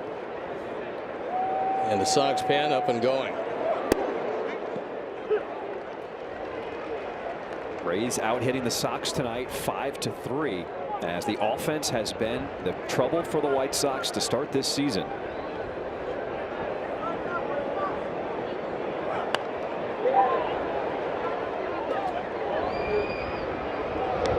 Been a stretch of really good pitching we have seen from the White Sox. The bullpen holding on to some leads late, but the offense is not putting up many runs per game. No, that puts a whole lot more pressure on the pitching staff. That one is lined into center field. Fortes, he will come in to score. The throw into second. RBI single for Yandy Diaz, making it 6-3, Rays on top. That's 15 runs batted in for Diaz, who takes it right back up the middle and extends that Rays lead. He has been a good hitter for a long time, and even with very little speed, Fortes scores easily. And here comes Will. That's going to be it for Sims, as the Sox will go to the pen, and there's some work to do in this one with runners at the corners. So as Sims steps out, so will we, and we'll be back.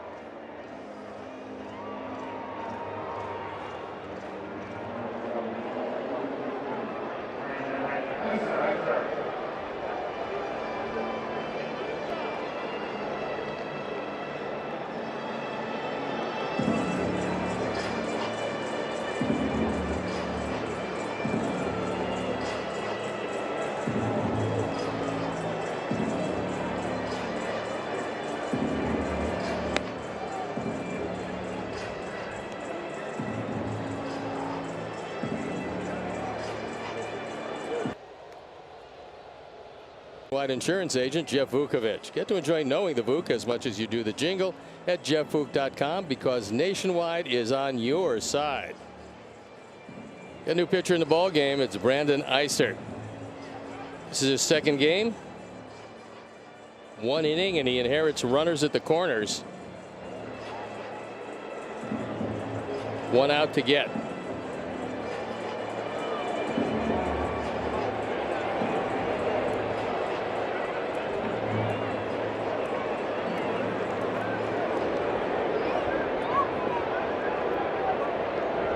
Rays have scored 3 in the first, 1 in the third, and 2 more runs here in this 6th inning. As Eisert missing way inside with his first pitch.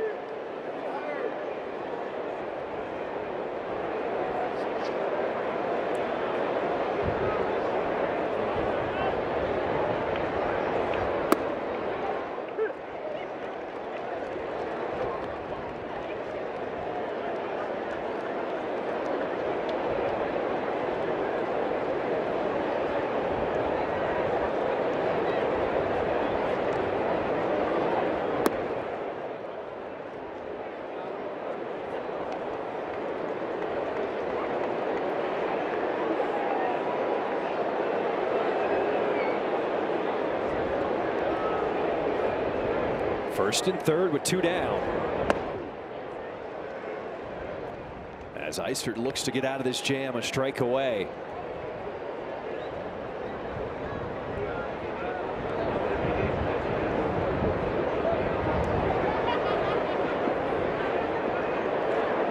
Two.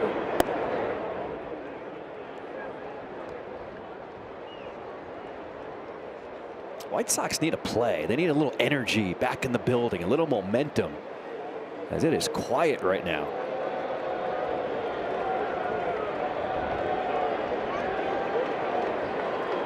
Three-two.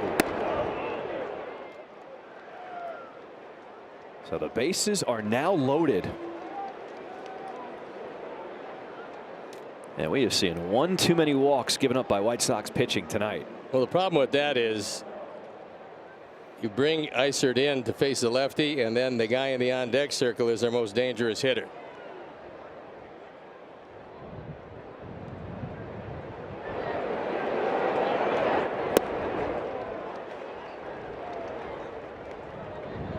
Nice changeup, and Caminero looked back and asked, was it a strike?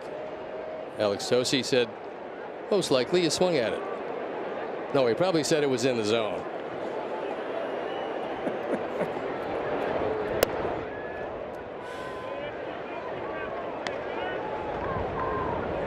Couple walks for Caminero, who's 0 for 1 tonight.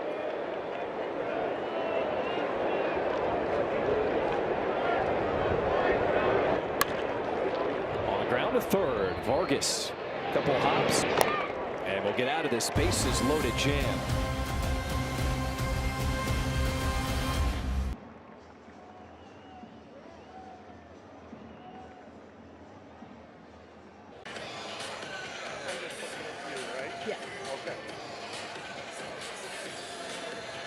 Welcome back. With Noah Schultz making his MLB debut, of course, his family and friends had to be here to support him, and I'm here with his family now. His dad, Larry, his mom, Kim, and his sisters, Emily and Ashley. Guys, thank you so much. Larry, I got to start with you. Now that his start is over, who do you think was more nervous, you or Noah? Not even close. It was me. Absolutely. We know you like to wear your Apple Watch here. What was the heart rate when he was on the mound compared to when he was off? It got up to about 125 while he was out there, and now it's much better. Well, now that you've had, a few innings to kind of decompress, just take me through what it was like watching your son make his debut.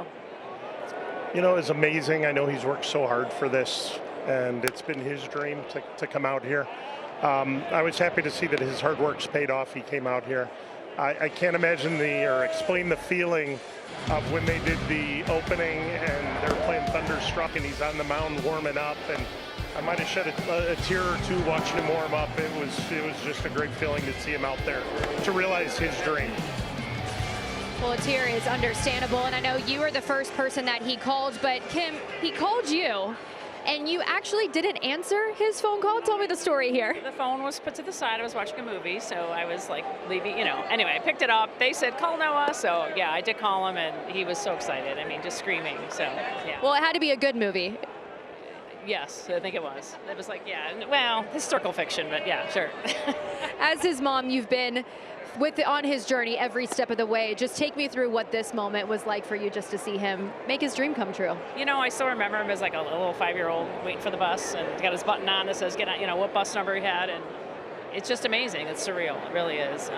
We've been through a lot, all of us together, and, the older sisters and the competition, and it really made him who he is, and I'm really proud of him. So. You mentioned the competition. Noah's not the only athlete in this family, you guys. His two sisters, they played college ball, college softball, Emily at Stanford and Ashley at Northwestern. So you guys went from playing wiffle ball in the backyard now to watch your brother have his big league moment. What was that moment like? It was just surreal. I told everyone I wasn't going to be nervous, but I think the second he went out there, I was very nervous. But just so proud of him. He's really grown up, I think, the last few years, and just kind of become his own player on the mound. And it's wonderful to just see the kind of player he is out there. So I'm really proud of him. You guys have almost been through kind of the same things that he's gone through, just being athletes yourself. What was your message to him before tonight? Yeah, I think, talking to him, he's pretty cool, calm, collected. It doesn't really show his stress externally very much. And so I think talking to him, it's really just trust your stuff. You've been working for this all this time. This is where he's wanted to be. So I think just trusting himself, having the community behind him has really been a great help, and just having fun out there.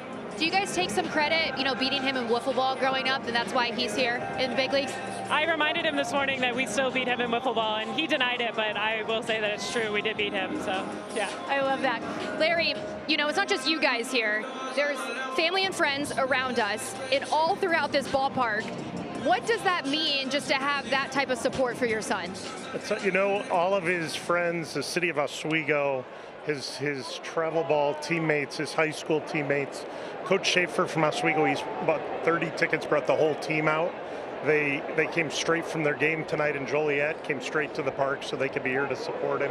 I think we had 500 tickets that we had sold of people. I walked 10 feet through the park and I know somebody, people I haven't seen in 20 years, people that flew into town just for the game. It really means a lot to get the support from the community and from our friends. Well, thank you guys so much for sharing this moment with us, and it just speaks a lot to Noah and the person that he is to have that many people come and support him. John and Steve, I'll send it back to you. All right, Brooke, awesome stuff. Put him on the payroll, selling 500 tickets. Let's go. Just an exciting moment for the family and for Noah both. Dustin Harris is the pinch hitter after Andrew Benintendi pinch hit and walked with one out here in the 6th inning. I want to know where the height comes from in the family.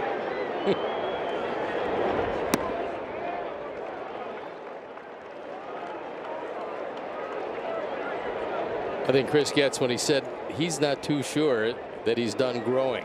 Isn't that wild? 6'10", maybe 6'11", and he could be 7 feet soon.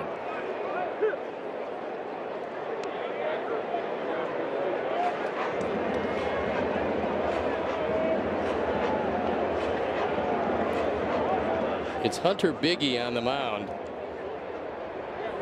Hence the left-handers now coming off the bench.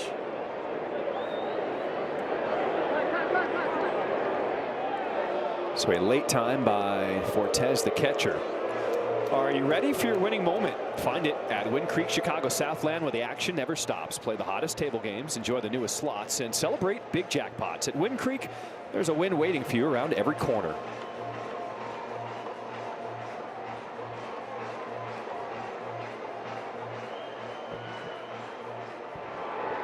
And one of the reasons the Sox were able to split that series was the man you're looking at, and a great catch in right center field in Kansas City. They lowered the walls for plays like that, where he just went up and got it.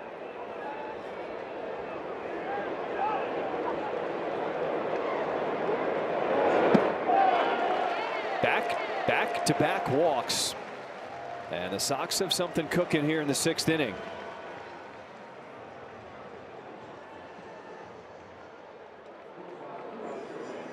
So Acuna comes up representing the tying run. And a very, very heavy wind is blowing out toward left field. Just get a fly ball up in the air with a little something on it, and this game is tied. A blooper into right field, but it's going to be caught by Valade. As Acuna is now 0 for 3 tonight.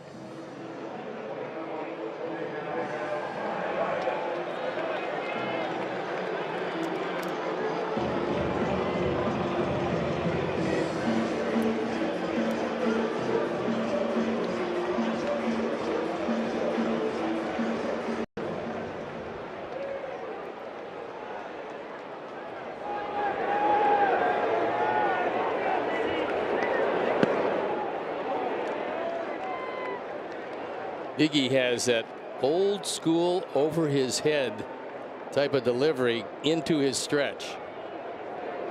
You don't see that too much anymore.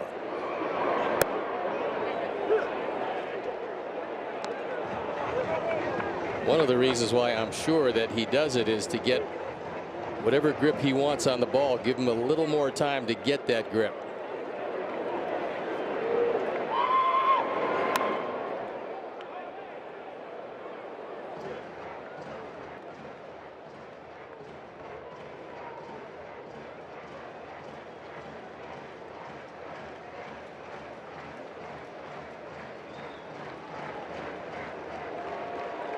One-two.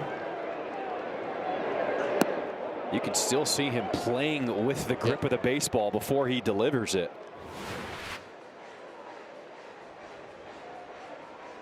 Time he tried to fool Vargas, he didn't go back over his head.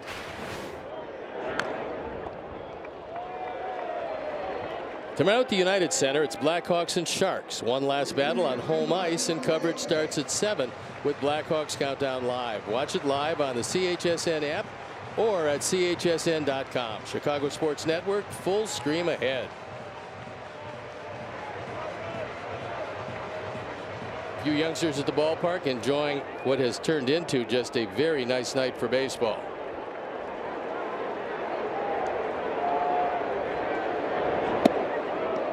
It almost looks like he's not coming to a full stop. He keeps moving with the glove and the grip. It makes it hard to determine when he really fully comes set. He's still moving it. And the air to center field. As Vargas is retired to end this 6th inning.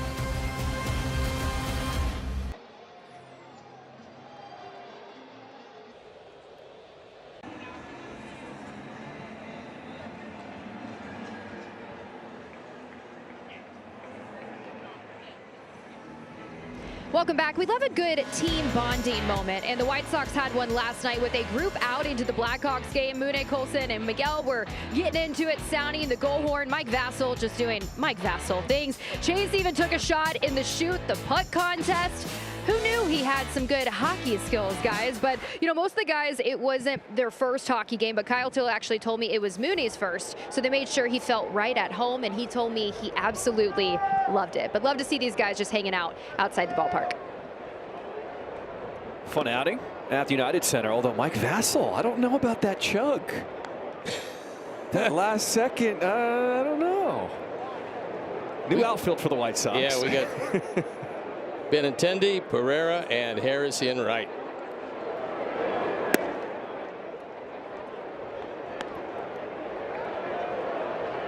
There is the new outfield.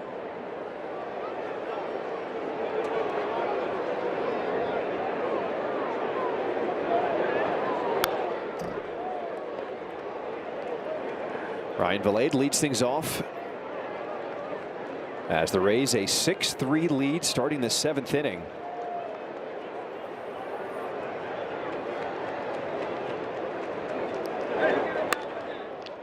On the ground, it is Acuna, bobbles, and unable to make the play at short.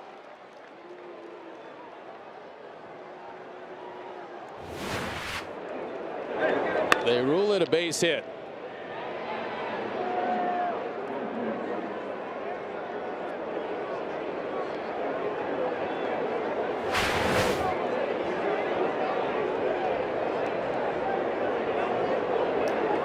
Not been the best start of the season for Acuna defensively.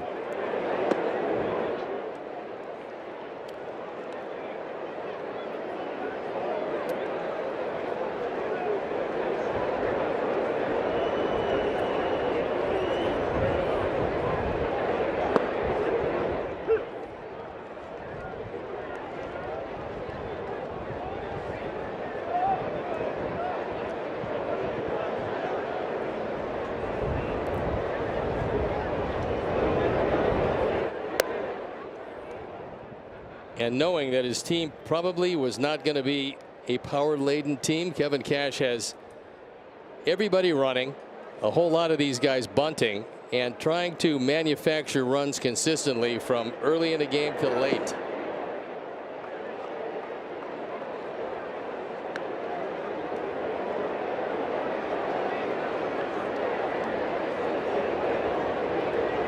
It's a style we saw the White Sox starting to implement in spring training. Trying to get creative with the lineup, manufacture wherever they can.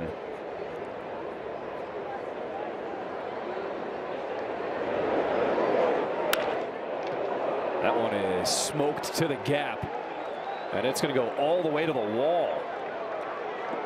Vilade will score from first. An RBI double for Williamson as the Rays add another here in the 7th. That's 3 runs driven in for Williamson tonight. It's been a big night for him. You add a walk to that. He scored a run, a couple of doubles, and he had 3 runs driven in all year heading into tonight. So Vilade all the way from first scores easily, and the Rays add to their lead.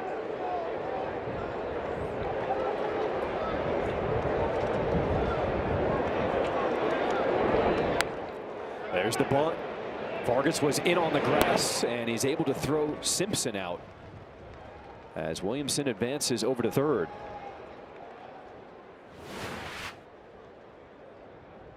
Miguel is way in, knowing that this is how the Rays play baseball. They get a man on. They get him over with a bunt. And now he's standing 90 feet away with only 1 out.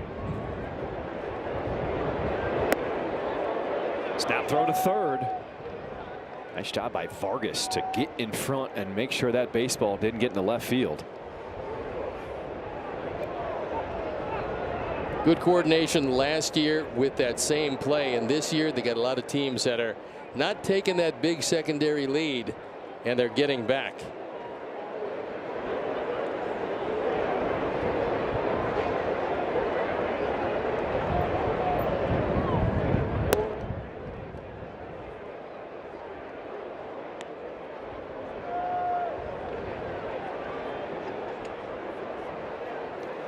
Rays entering play today 8-7, just a half game back of the Yankees in the AL East, and the Yankees currently losing to the Angels 7-1 in the top of the 9th.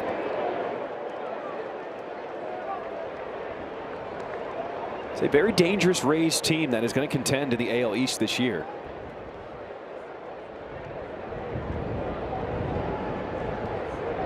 3-0. And a 4-pitch walk. Grab your family and head to the ball.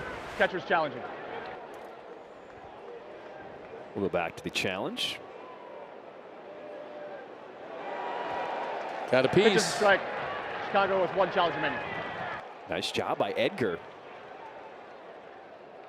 All right, grab your family and head to the ballpark this season with a family pack starting at $21. Each family member gets 1 hot dog, a drink, chips, and a cookie. For tickets, visit whitesox.com/family.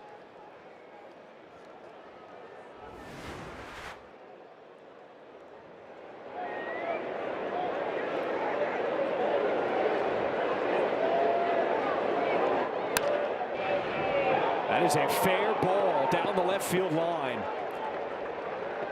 As Williamson scores an RBI double.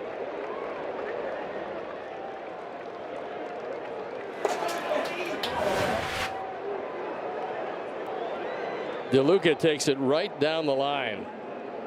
And not much of a chance for Vargas. So Todd Tishner says a fair ball. And another Tampa Bay run. Their offense is like death by 1,000 cuts. They don't hit the ball out too often, but they hit it a lot.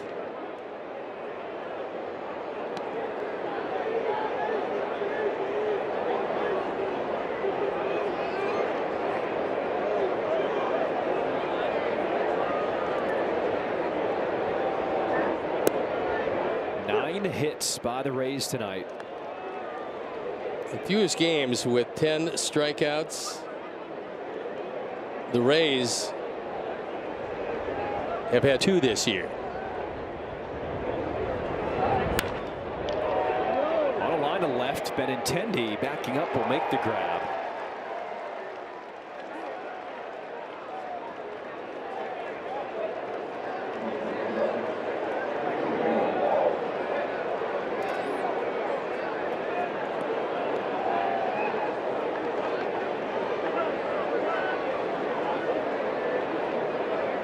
Kind of a perfect example about how you configure your baseball team to take advantage of your home field. They knew they were going back in that dome, and they knew it was not the easiest place to hit home runs.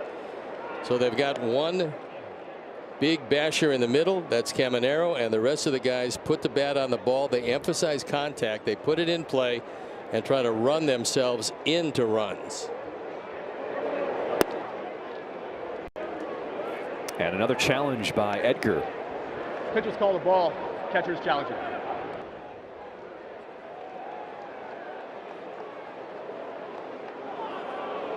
Down and out of the zone. Chicago's out of challenges for the remainder of the game.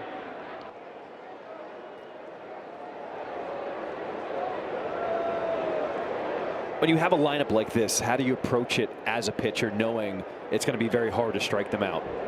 You just have to make sure you're throwing good strikes. And by good strikes, I'm talking about keeping the ball in the zone. You have to most likely work the corners and know that they're not going to be swinging at a lot of pitches out of the strike zone. So you have to throw strikes.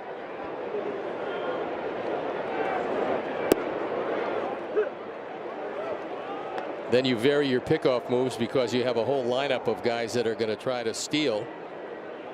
So timing and varying your timing is how to control a running game. That and using a slide step. Swing and a miss, strike 3. And it's time to stretch here at the rink.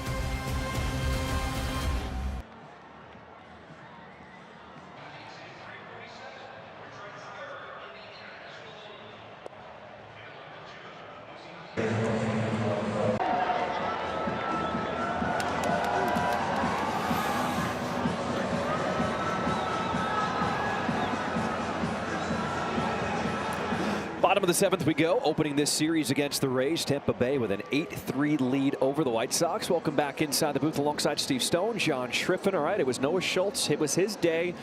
The starter got the call up today. Had a little nerves early on, but did appear to settle down as the game went on. No, I thought he was getting better as the game moved along, and he was allowed to go 1 out into the 5th inning. So a lot of positives in this outing. A little nervousness in the first, as you say, in a difficult play that he didn't make, and it opened it up somewhat. All things considered, I think it's a positive performance. Meidroth on the ground, and it makes its way into right field. So Chase, a leadoff single here to start the home half of the 7th. It's a two-seam fastball. He wanted to run it in on his hands and couldn't quite get it there as Chase goes to the right side past the diving Williamson, and it's a promising start to the 7th.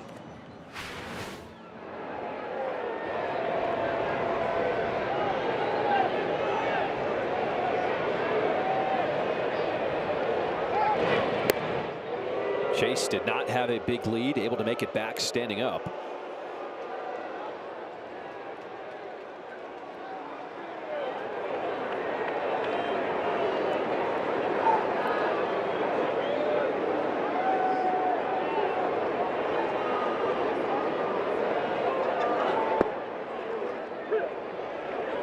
One of the positive signs was a couple of walks by Murakami tonight, but also when he did swing the bat, hit a line drive rocket in the 5th inning.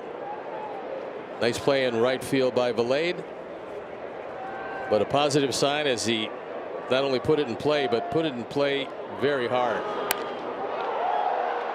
High in the air to center field. It is DeLuca settling underneath. Let's go to Connor for a trip down on the farm. According to MLB Pipeline, the White Sox Charlotte Knights team, the AAA team, were the 6th most stacked team in all of minor league baseball. I say were because Noah Schultz has made his major league debut. He's a White Sox now, but it's probably not long until Sam Antonacci turns into a top 100 prospect. 7 of the top 30 in the White Sox system are on the Charlotte Knights right now, a lot of them close to their first taste of the bigs. All right, Connor, thank you very much. Everson Pereira.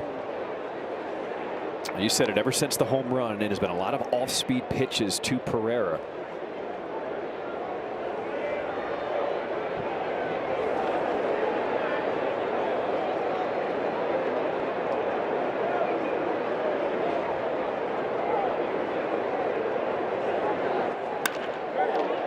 On a line to center. And DeLuca makes the diving grab. Wow. That was a really interesting line drive because it kept on going to the left. Normally you hit a line drive to center field, it goes straight. This one took an abrupt left turn. You can see it there, spinning away or trying to from DeLuca, who makes a nice diving catch. They made a couple of those, and Englert is awfully happy about that play.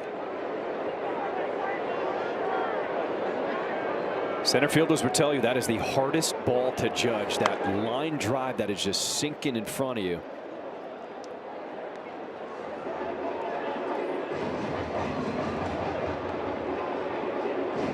Infield defense hasn't been great for Tampa Bay, but the outfield defense has been very good.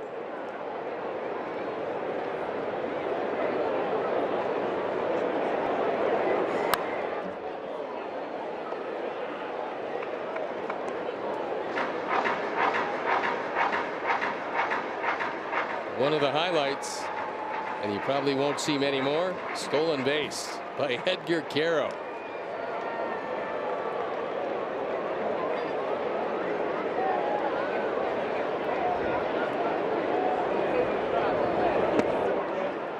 Unfortunately, that home run by Pereira in the 3rd, that's been all the offense for the Sox ever since that 3-run shot. White Sox hitters are 1 for 15.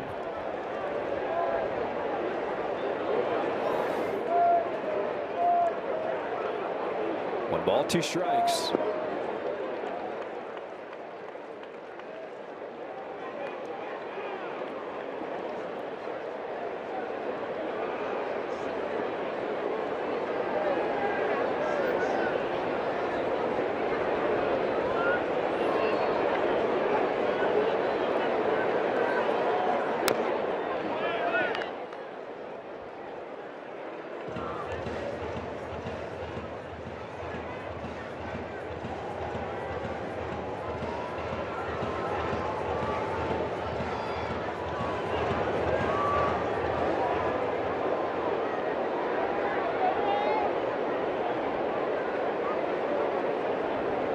Two down here in this bottom of the 7th inning. And a swing and a miss, strike 3 to end the frame.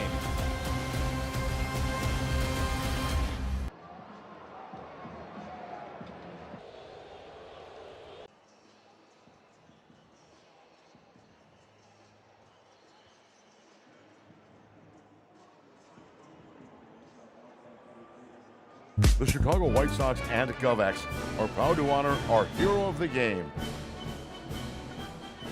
Tonight we pay tribute to Sergeant Stashana Stevanovsky of the Illinois Army National Guard.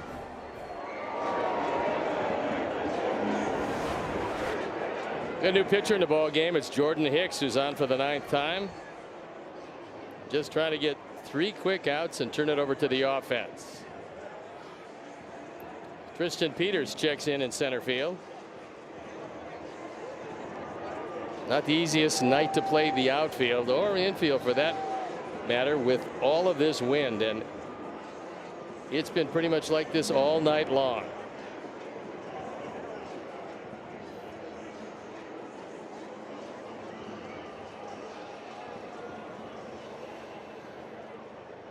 Top of the order is Yandy Diaz, 1 for 4 tonight. RBI single last time up in the 6th inning.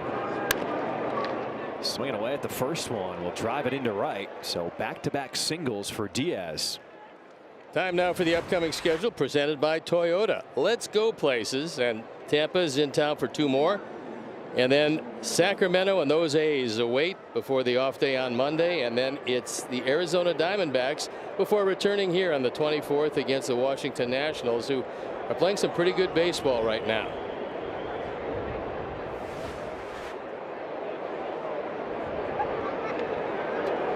Thanks for joining us here on this Tuesday night. White Sox trailing the Rays 8-3 here in this 8th inning. We take a look at some scores from around Major League Baseball. The Twins are hot right now. They have won 7 of their last 8, scoring almost 7 runs per game over that stretch, and they are leading the Red Sox 6-0, bottom of the 8th inning. The Diamondbacks beat the Orioles 4-3. Diamondbacks now 10-8, so they're off to a pretty nice start. Yeah. You cannot afford in that division to get off to a real slow start. Too many good teams out west. Slashed into left field. Benintendi's going to have to get it back in. Back-to-back singles here for the Rays. Sox fans, our tax day flash sale is here with tickets starting at just $10.43 for select April games. Don't wait. This offer ends soon. To purchase tickets, visit whitesox.com/tax day.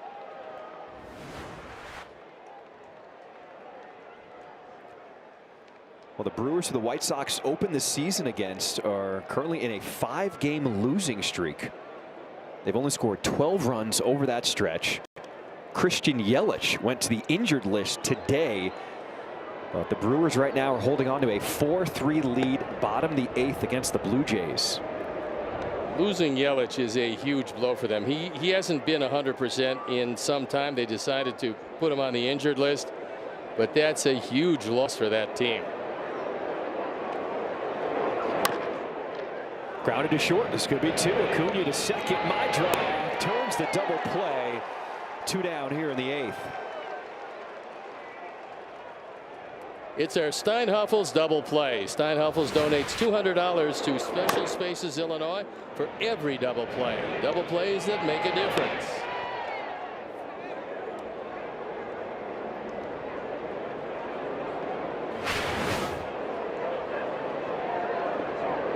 So Diaz now at third as Ryan Valade steps in. A 3-hit ball game. This one right back to the mound. Jordan Hicks with the toss. That'll do it for the top of the 8th.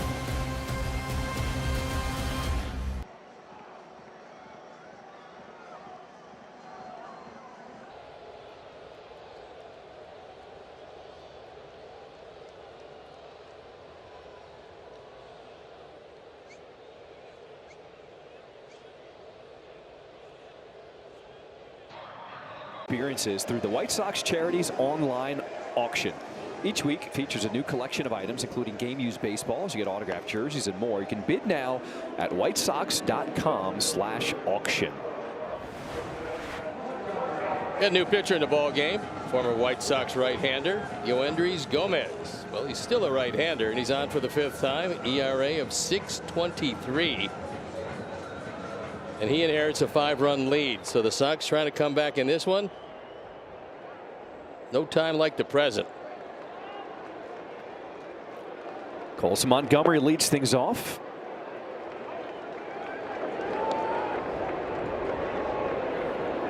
First time in his career DHing 0 for 3 tonight.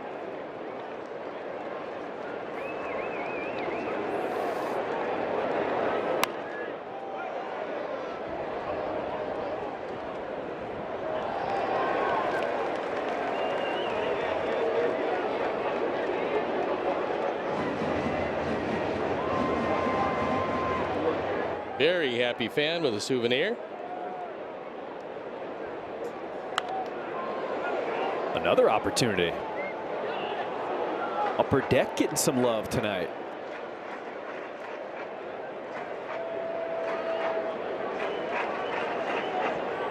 Wilson taking his time out.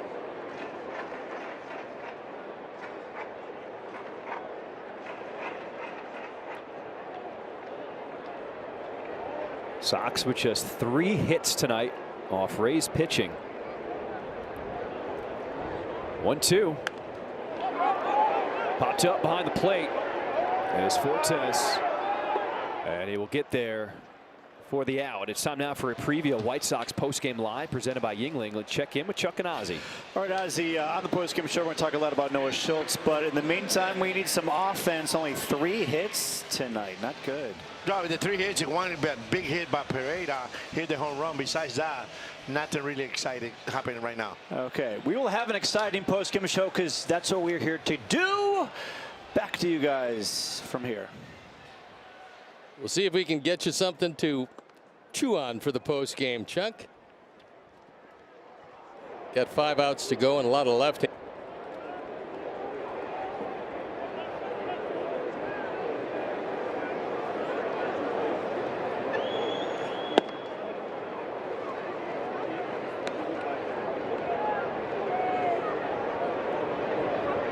Benintendi pinch hit back in the 6th. He walked.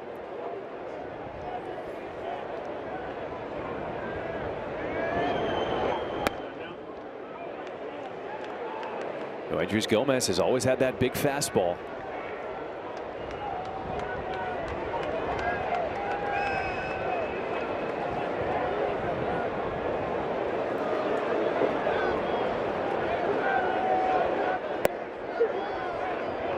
And strike 3 call. Time now for a message from Ankenlaw. Howard, my dad was T-boned by a utility vehicle. What should I do? Ankenlaw is injury law made personal. If you've been hurt at work in a car accident or suffered a medical mistake, call 312-6-million. White Sox are going to have to do something to jumpstart this offense. Once again, it has been a silent night. Just a 3-run home run from Everson Pereira.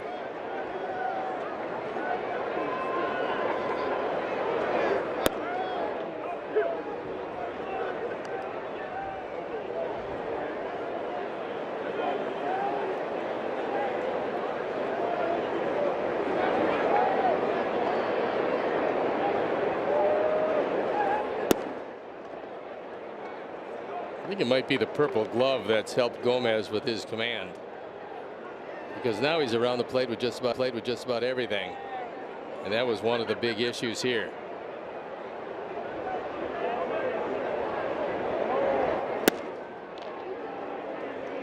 I was going to say that looked pretty good. Pitcher's called the ball. Catcher's challenging. Fortes certainly thought it was, but it's not in the zone. That one misses by a wide margin. For the remainder of the game. Both teams out of challenges to finish this one off.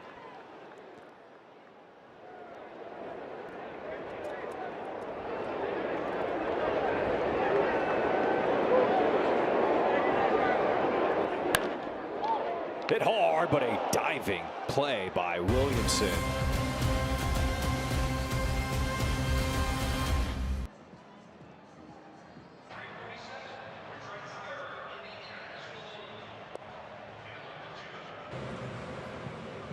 And with anticipation, where hype outweighs the performance. But what happens when it doesn't? What happens when expectations, anticipation, and hype are all superseded by the performance? It might just be what has happened tonight, where expectations have become reality. Thrilling moment for Noah Schultz, the 22-year-old making his big league debut tonight here in Chicago.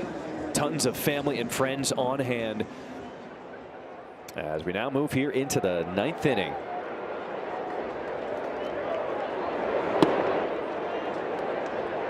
Got a new pitcher in the ball game, Brian Hudson, one of the 4 tallest players in the major leagues. 2 of them on the mound tonight. On for the 7th time with a fine ERA of 3.18. There it is, Bailey Ober. We've seen him a number of times. Joe Boyle, haven't seen him very much. And Brian Hudson at 6'8", knocking at the door. All right, your first pick for pickup hoops, you going Hudson or Schultz? Well, I'm going to play a run and gun game, so I'll take Schultz. He's a little younger.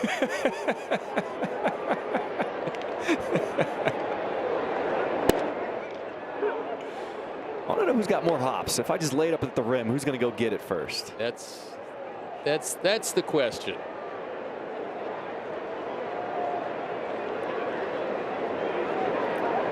But the night for Ben Williamson. Just made that diving play in the field as he strikes out looking there. But he has driven in 3. From the first pitch to the final out, never lose track of the game with CHSN app. Stream White Sox baseball live, plus pre and post game coverage and full game replays on demand. Start your 7-day free trial today at subscribe.chsn.com. Chicago Sports Network, full stream ahead.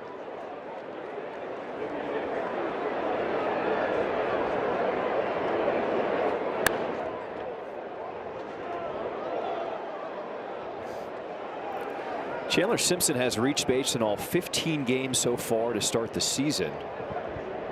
But he has not reached base tonight, 0 for 2.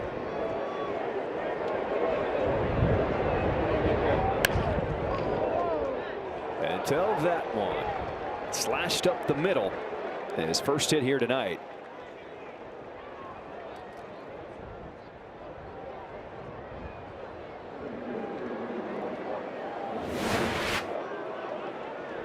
This is a contact hitter who picked a slider, and fortunately Hudson was able to get down, but I think for the most part he got down when the ball was by him, because it's tough to react when a major league hitter gets one right on the nose. We saw Simpson make that diving play very early in the game, stayed down, but doesn't look like there's any effects of that. No, he's a very valuable guy because he's going to run just about every chance he gets. 7.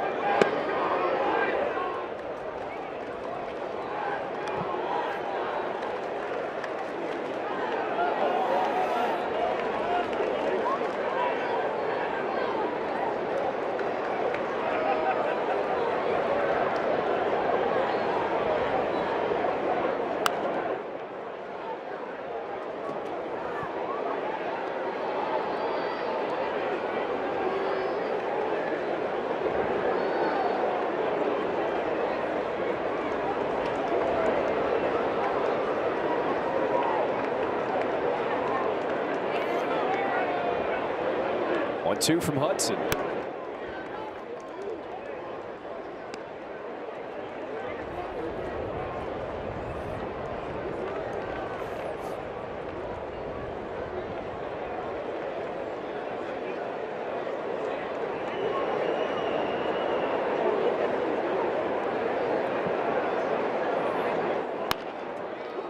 On the ground, Acuna goes to second for 1, and a double play turn. Bottom of the 9th we go. Sox down.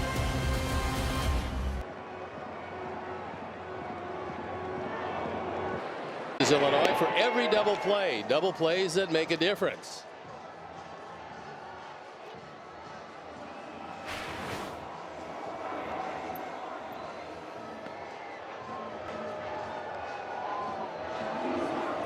So Luis Angel Acuna, who started it off, will lead off here.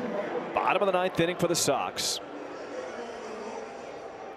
As Yoendrys Gomez stays on the mound for the Rays, pitching a 1-2-3 8th.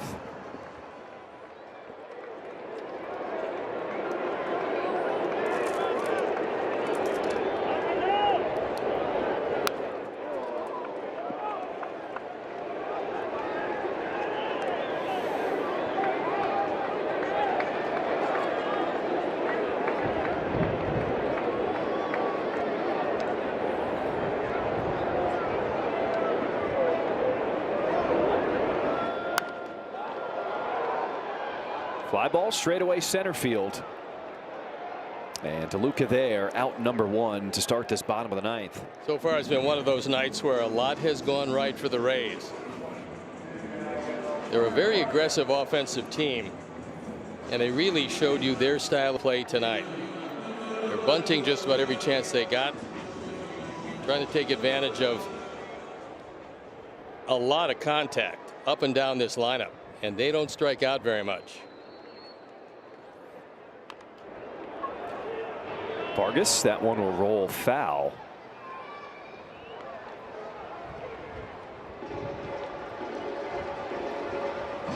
We talked to Will Venable last week. He said that's what he needs to see from his offense. When you start trying to get on the heaters, attacking fastballs, putting them forward, you have to start and put pressure on the defense and force them to make plays. We've seen just about every team, even some of the teams you would expect historically were good defensive teams. If you put enough pressure on them and force them to execute, a lot of times they're not going to do it. That opens the door. You get a few hits and you score multiple runs.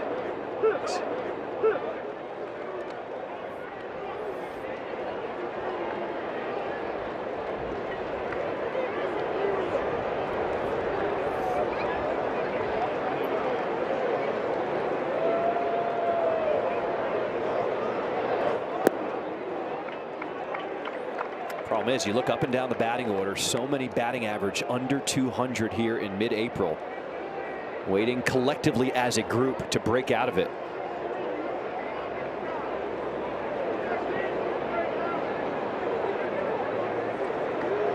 One, two.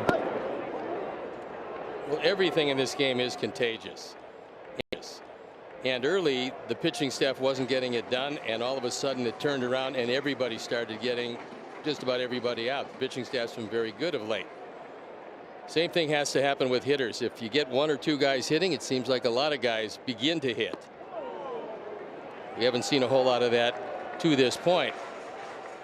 But it's not the easiest thing to do, is hitting in April.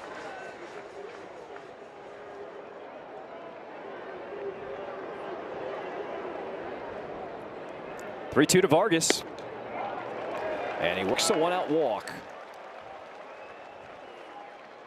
And one of the things that gives you still some hope is every team in the American League had at least 7 losses heading into play tonight. And that means that nobody yet has really been able to put it together. So when allowing 4 runs or fewer this season, the Rays 7-0, the Reds right behind them. The best team in baseball coming in tonight. The Dodgers at 12-4. Now that to me is shocking, but you know,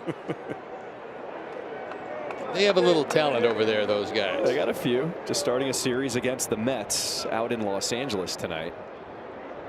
That game just underway. Mets have been scuffling. They've lost 6 in a row. They did break a 20-inning scoreless streak, getting 1 run in the first inning of that game against the Dodgers. You then wonder if they're rethinking the Pete Alonso situation. Because the polar bear, he can produce some runs.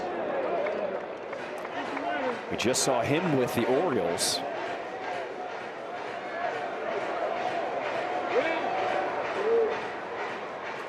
update in the Brewers game. The Blue Jays have come back in that one. They lead it 6-4. That game now in the bottom of the ninth. 0-2 to Mydroth. And he stays alive. That Blue Jay team decimated with injuries to their pitching staff. They've lost 5 starters to the injured list, and it's really hard to sustain anything when you lose your starting rotation. 0-2. Popped up. And the Sox down to their final out of the ball game.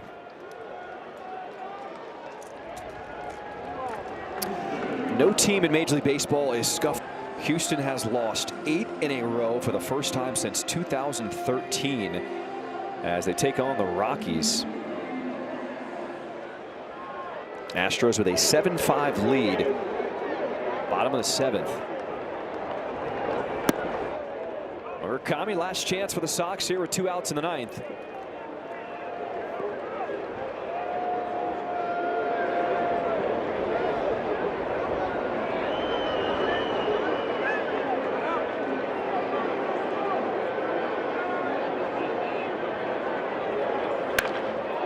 Well hit into right field. Murakami, back it goes.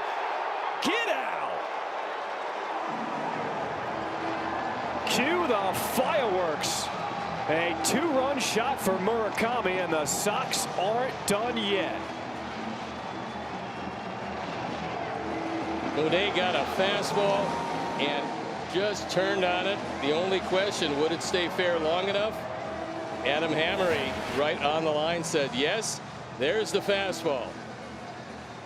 He tried to get it inside, couldn't quite get it there. And a no-doubter. And gone.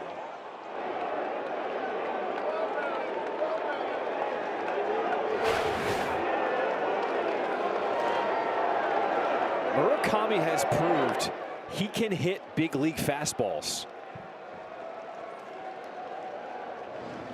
Well, there's no doubt that if you make a mistake somewhere in the zone, if it's not a strike, he'll take it. He's got a very good eye. And that time he just unloaded. Now it was 94. But he got the good part of the bat on it, and he is strong enough where when he does get it, you don't have to worry whether it's going to leave the park or not. And that's his 5th home run. He's got 9 driven in. Tristan Peters keeps things going. A single into right field. Sox are just trying to bring that tying run to the plate. First at bat for Peters tonight. He gets a fastball down in the zone and keeps the game alive.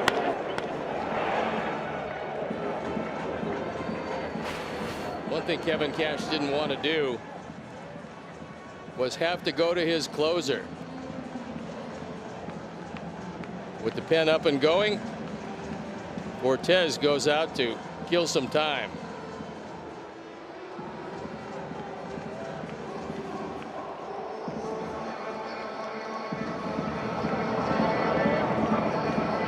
Edgar can keep it alive. You got the right guy in the on-deck circle in Colson Montgomery.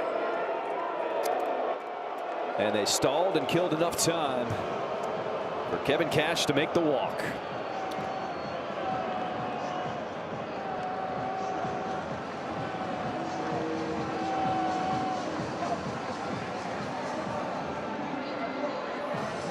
So we're going to step out. It's still a ball game, and we'll be back.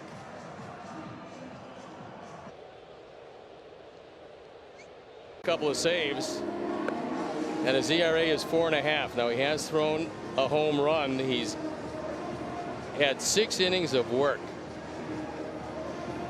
Chase percentage is good. The walk percentage very good. As the Sox just looking to keep this game alive for Colson Montgomery in the on-deck circle.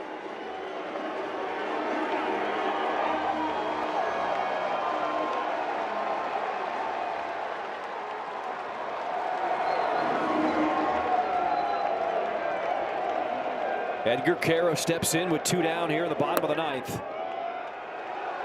As the first one missing, ball 1. Caro 0 for 3 tonight. Did walk and pick up his first career stolen base in the 3rd.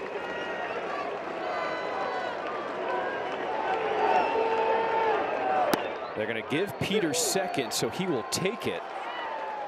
A lot of people say why. I mean, it doesn't really mean anything. However, you take the force out, then out of the equation. So you never really know where the ball is going to go or what play you're going to have. So if they give you a base, take it. Defensive indifference. As that one sails out of the zone, ball 2.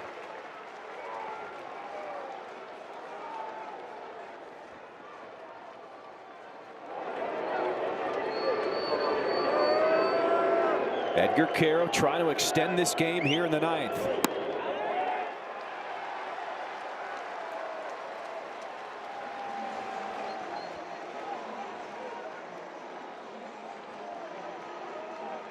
Peters did his job with a single, and Colson Montgomery waits on deck.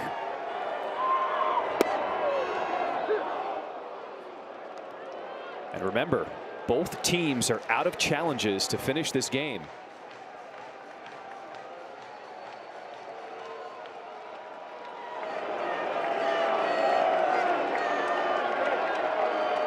The 3-2 pitch.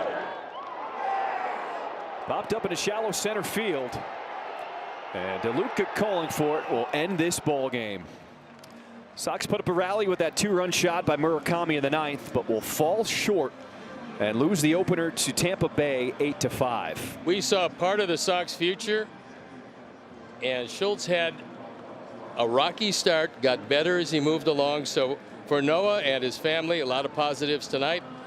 Sox come up a little short in the opener, but we're going to be back out here tomorrow, and I'll see you then. All righty. For Brooke, Connor, Steve, I'm John. Thank you so much for spending your Tuesday night with us. It is a final. White Sox lose the opener 8-5. White Sox postgame live presented by Yingling comes your way next. Chuck Ozzie, it's all yours. An odd game offensively. We're going to talk a lot about Noah Schultz on the postgame show, obviously, but 5 runs, 5 hits, 7 walks, 6 strikeouts. Didn't get much going except for the 2 home runs. You know what? That's the offense we have right now. I don't know, for some reason, somehow, they all struggle. Everyone struggles. You know what I mean? I cannot say one guy is like, well, it's a little bit better. But right now, that thing can happen. As soon as those 2 guys, couple of guys get a couple of hits, all of a sudden everything starts turning. But right now, we've been seeing that for a little while. Yeah, a lot of bad at bats. A lot of bad at bats. I'm sorry. Yes, they are. A lot of bad at bats. I say a couple of days ago, I say they have the meetings. I don't think in the meeting they say, okay, guys, go chase bad pitches. Go swing the ball in the dirt. You know what I mean? I know they try to box it in, but meanwhile, it's one thing to try, and one other thing is make it happen. Yeah. All right, we're going to talk about the offense on the postgame show. Muna hitting a home run. That was great to see. Everson Pereira comes off the injured list. Bam, a 3-run homer. And yes, Noah Schultz with his major league debut. The good and the bad in that one. We're going to hear from Noah and a whole lot more.